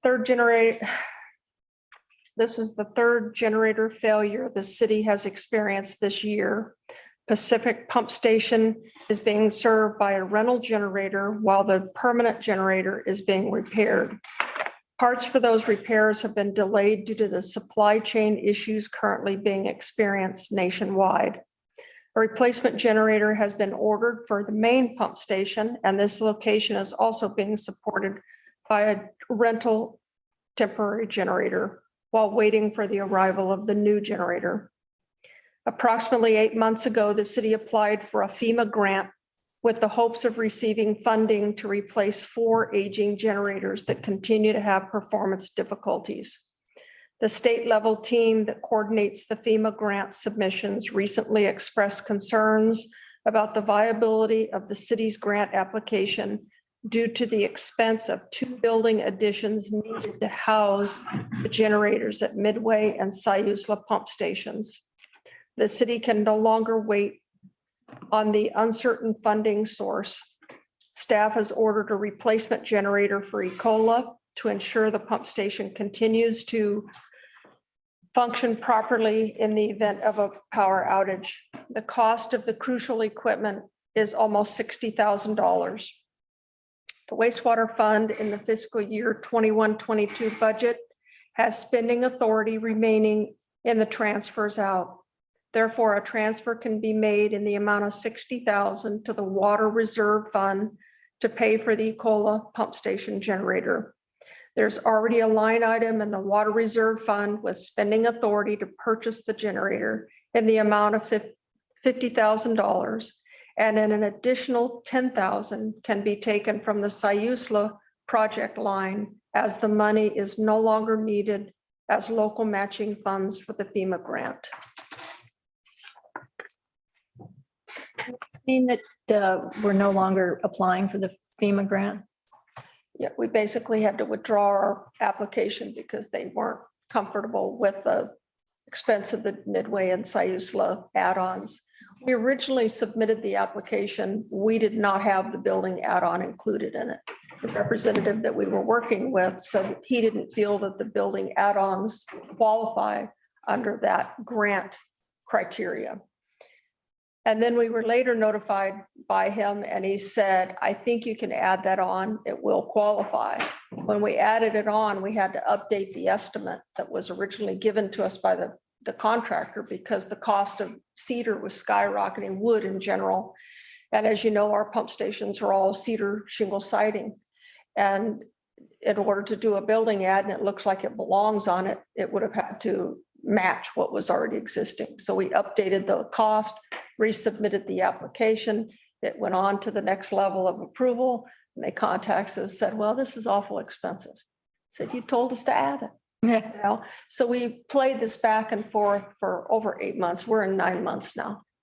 And so I said, what are our options? You know, we're in a crisis mode here. And so they said, we can't approve it as it is. You can either pull off the building add-ons and try to submit it next year. And I said, we can't wait another year for that. And that was something that, you know, from an operations standpoint, you can't be running on rentals and, you know, what happens if it goes wrong, spills. So we had our windstorm the other night. Trevor and I were texting each other in the middle of the night. So we knew the power had gone out on the 26th. I said, I'm sleeping in my clothes. How about you? He says, I'm ready to roll. It's not just, you know, them being ready to roll, which is impressive, but our wastewater guys have been known to sleep in their trucks overnight next to the lift station in case that the generator doesn't start. And so, I mean, those are the levels. I mean, I'm extremely impressed that they're willing to do those kind of things, but that's the importance that they place on it. And we can't, we could, I mean, I agree with Karen. It's not, we're not going to keep trying to chase free money when we can't do our job. Cat Peterson that comes out and does the maintenance on the generators, they come and rescue us when this happens. And if it's in the middle of the night, that doesn't always happen. We have to do a temporary backup, our mobile generators, and those are not working well. So they've just said, come to a point where you have to take some action because we can no longer guarantee these repairs.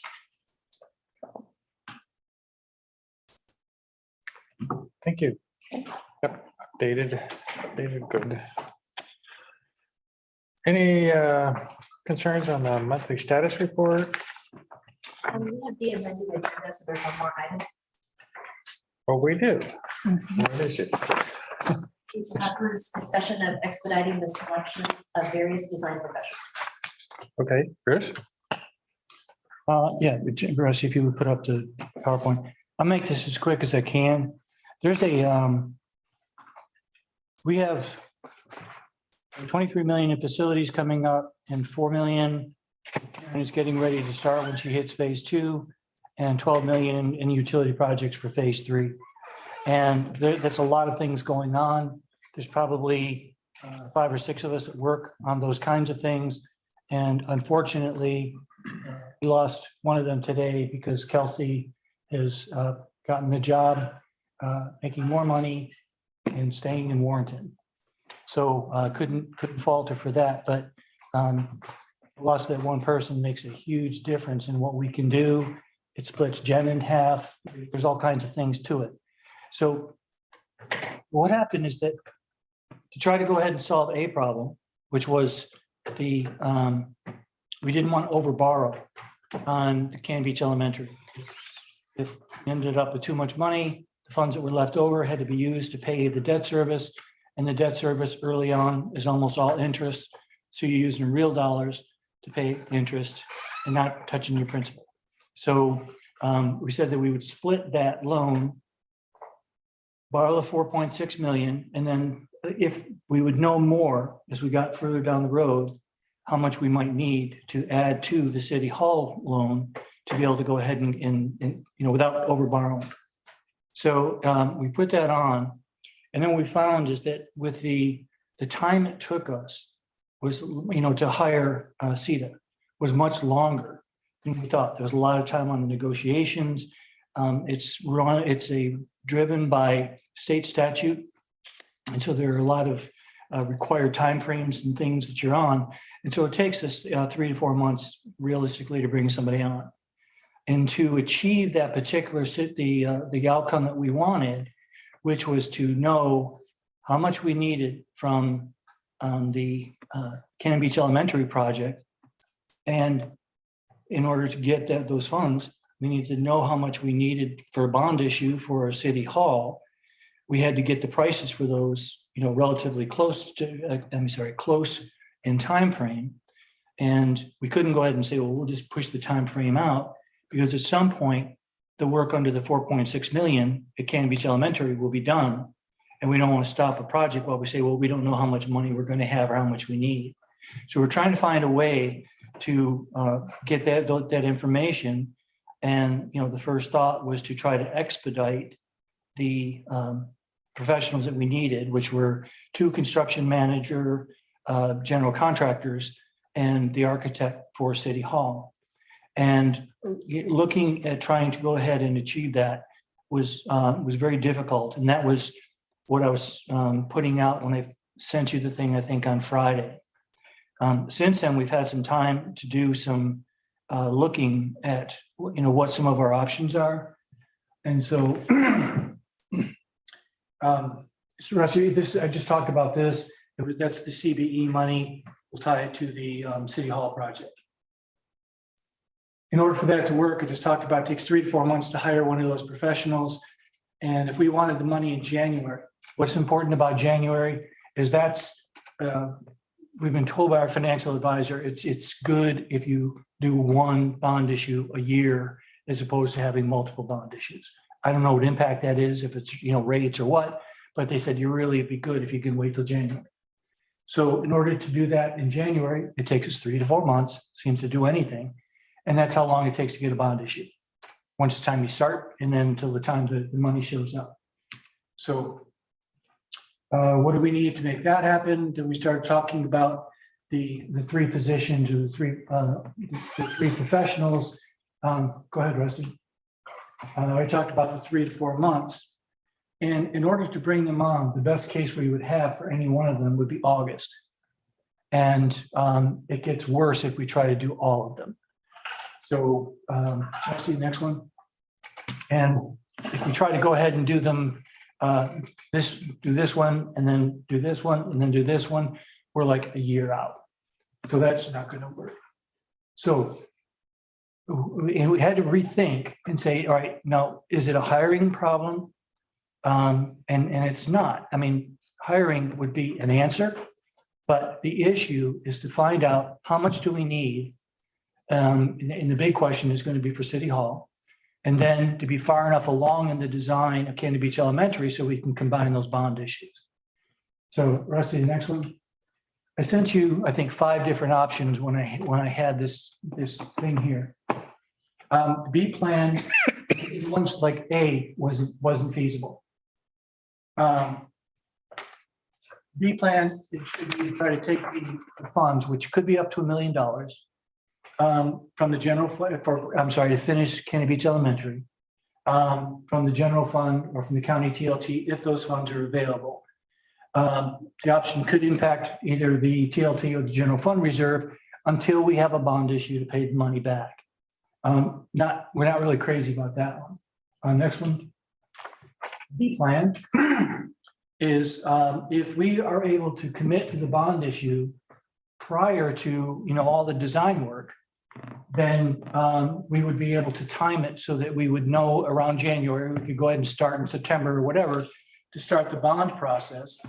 And another aspect or well, I'll talk about it in a second. Anyway, how are we going to find out how much the project is going to cost? We've already done that once, and that was when we took the complete program and provided that to a cost estimator.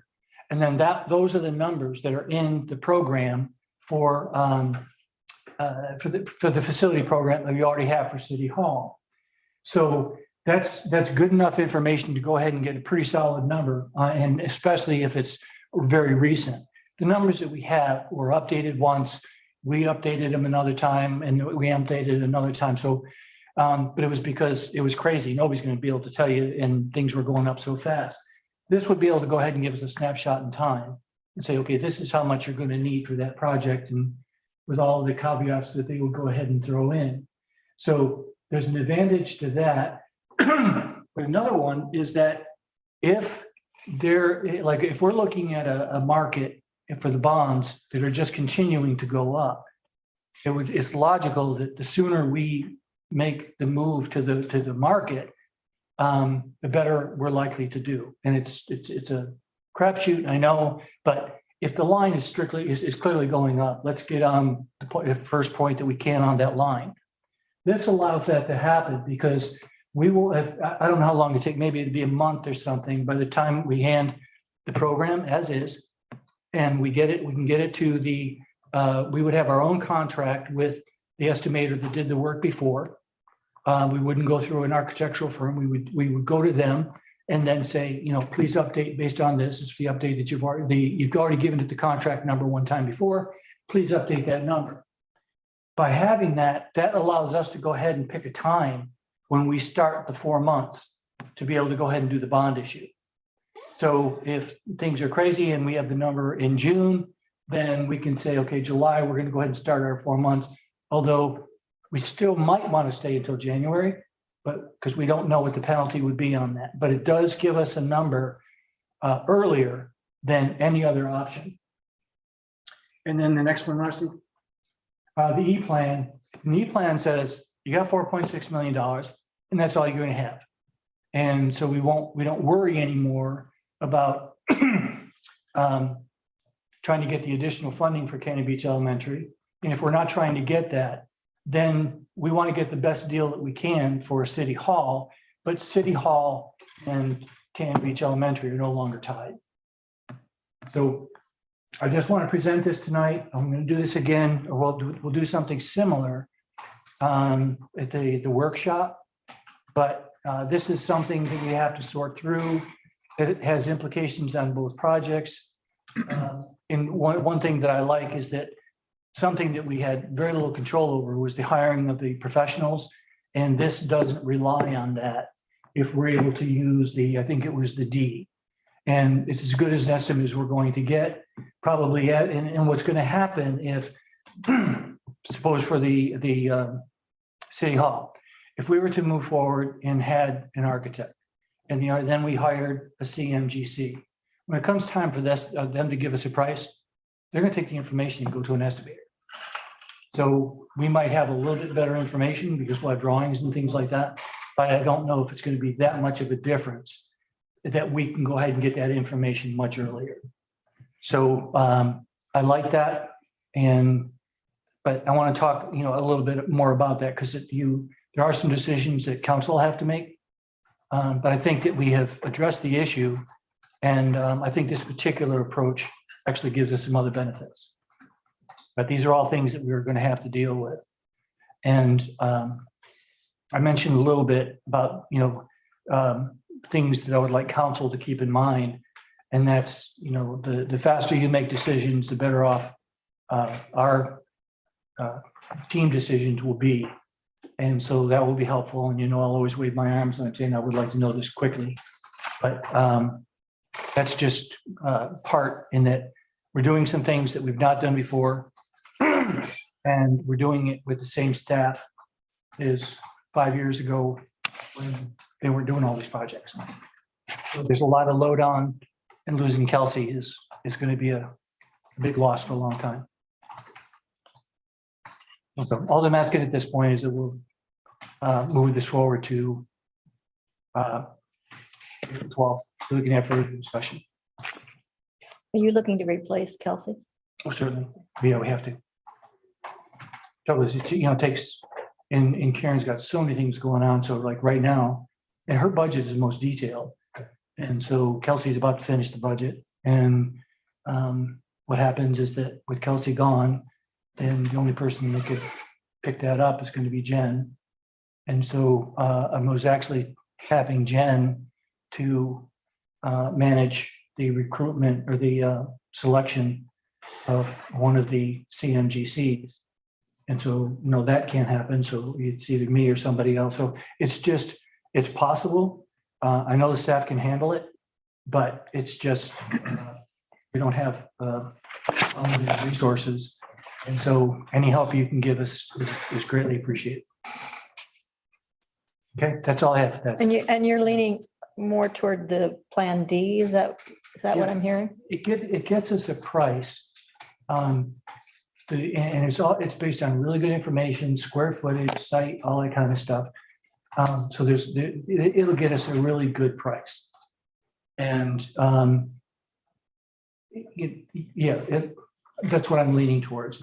I would not be that crazy. I don't think that it's a wise decision, and I don't think we have to make the decision of E, which is just don't count on that money coming in and just hold your budget to 4.6, because that wasn't our intent. We just didn't want to over borrow. And that's not really a limitation we have, because there is funding available to pay that debt service. So we'd like to keep that. And I forgot what B was, but I don't think I liked it very much either. And there are other possibilities, but I'm just telling you from the staff standpoint, what we think we need.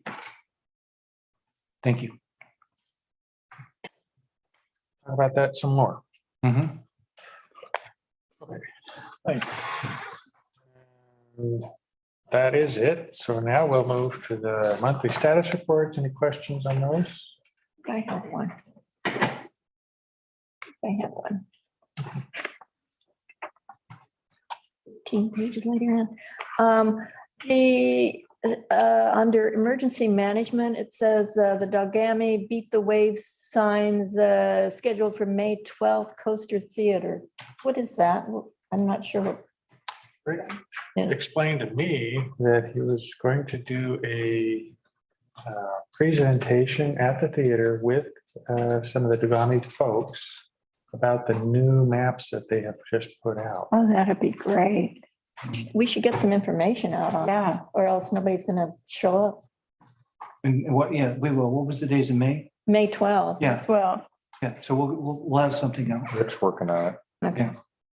yeah, that'd be interesting to let the realtors know about that, because that's gonna affect their business. Okay.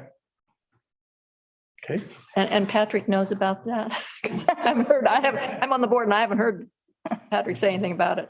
I mean, he knows, does he know these? Oh, the theater? Yeah, Rick said he had a book. okay. So What date is it? May 12th. It's Tuesday. It's a Tuesday. I hope it's early because we got a workshop that day. Yeah, I was gonna say, or That's not a good, hopefully it's not not a good day. Yeah, hopefully it's not 6 o'clock. Yeah. May 12th is a Thursday. Oh, May, sorry. I Yeah, was looking at April. So it's a Thursday, yeah. we knew that. there we go. Rehearsal. Make sure we're paying attention. Yeah. Thank you, Barb. I don't think there's rehearsal. that Also night. means he has time to get it message out. Yeah. Okay, and anything else? Fun ones. Go. One is that we're already working on a special edition of the bulletin for everything that's going to be happening with Cannon Beach Elementary. They'll probably go out tomorrow and saying, more to come once we go ahead and get our schedule for the meetings and all that kind of stuff. So, but it's kind of a splash to say it's really happening. And that's that part.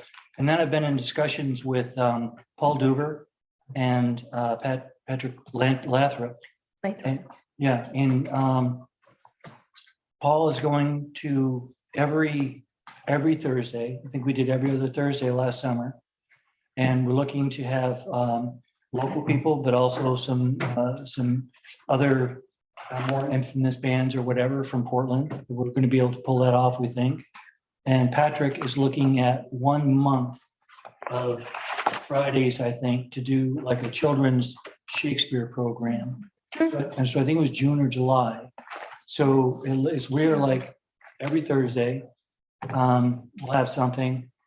For 1 month, we'll have the Shakespeare, and it won't conflict with that other program.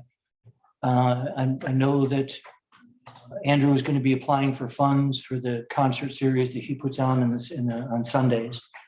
And we have Sunday, the 26th of June is going to be the Pan Wizards Steel Drum Band or Steel Drum Orchestra will be here at 5 o'clock towards the end of the day on a Sunday. and they will be playing for us. So we're just looking to go ahead and liven up that park, and I think it'll be some pretty fun stuff. Never thought I'd hear a sentence with steel drum and orchestra. Yeah, I think that's their ironic side. And did I ever send you the links to some of their songs? Yep. Okay, good. It's pretty funny, and so, and just the fact they have a tour and buses and staff. Rock stars. Okay, I'm Bruce, Brandon. Just something real quick. Do you have any update on when they might be able to reassemble the steps there in front of Whale Park? Karen? That's going to be happening probably within the coming weeks. It's been difficult to get the concrete. So teams talked to Daryl Gosser, who's going to be the contractor doing that. And so he's just waiting to get concrete. Okay, thank you very much. Karen, I'd also want to mention Larch is being paved. That's up on Facebook. And so they're prepping that street. That's one of the streets that I brought to you guys from last year's plans that would be finished by this budget year end. They had to make a sewer repair. Our water lines were already done, but we didn't have storm drains in part of that street. So both of those infrastructure improvements happen. And so now it's ready for its overlay, way overdue. So Thursday that will happen. Trevor's contacted everybody by phone, and he also went out and knocked door to door, talking to all the businesses. There's a lot of rentals in that area. So everybody's pretty much know by Wednesday evening, they need to have their cars off of that street. They can use the parking lot behind Coaster Theater and Lazy Susan during this project. And the exit and entrance will be off of First instead of onto Larch. So I'll be out with the team on Thursday helping. So we should be able to, between staff and the contractor, I think things will go smooth. And Thanks, Karen. I had just a little report from the Coffee with Counselors. It was quite the meeting we had. A lot of different subjects. Yeah, lots. One was, are we going to have a 4th of July parade? Yes. That was a question. Let's see, is the city getting any feedback about what happened during the pandemic? Bruce? We're not aware of feedback about what happened during the pandemic. I think people were glad when we opened up City Hall.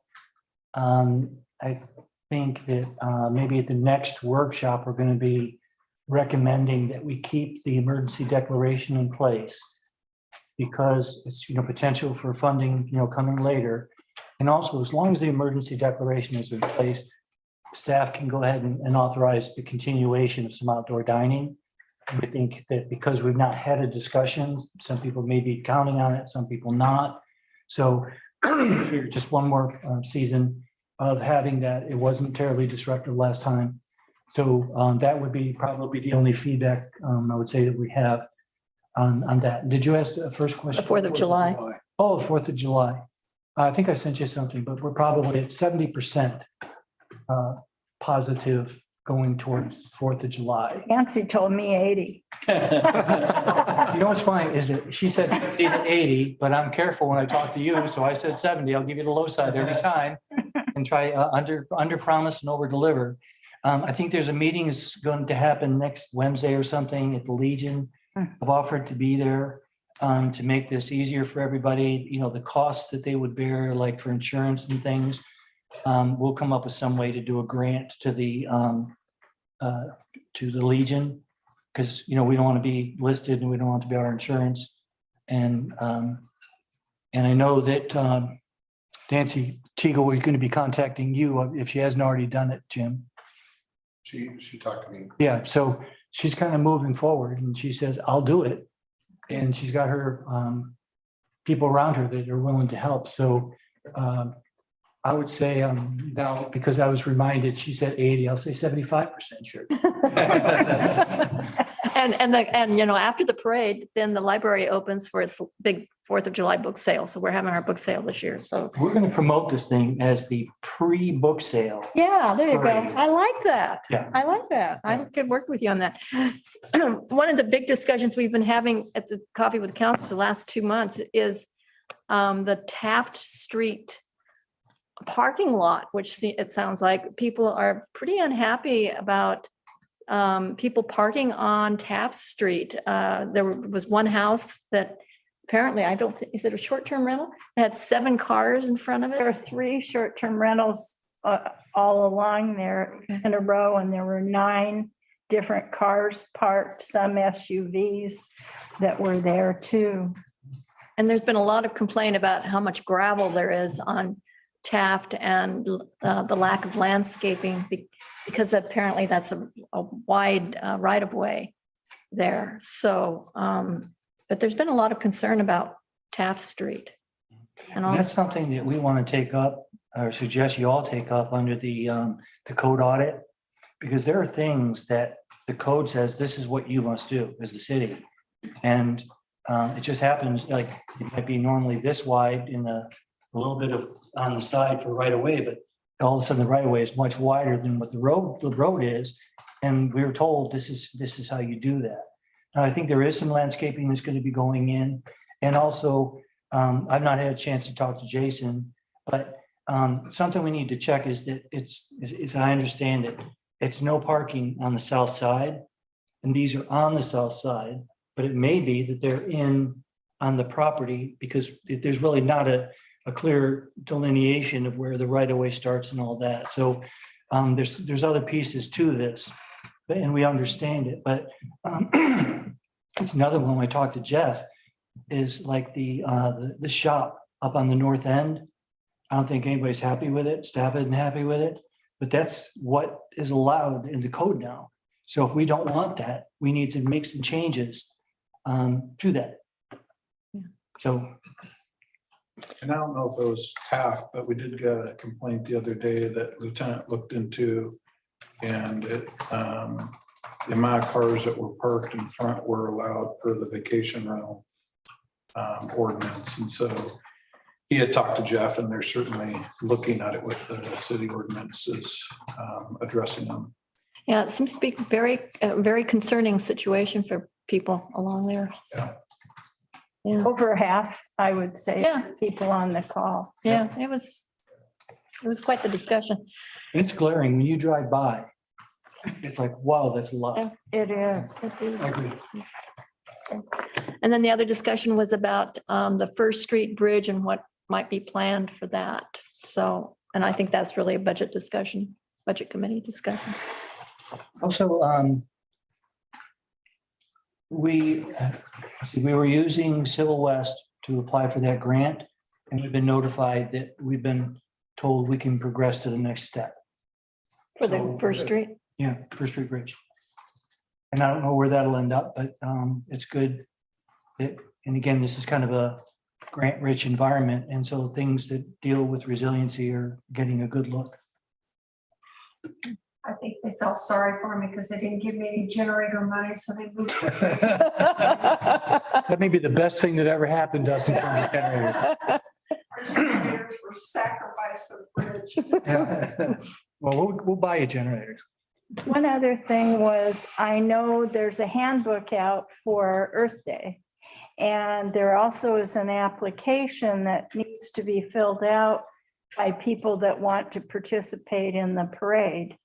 And also the fair and on and on. There is a deadline though, isn't there, Barb, on when?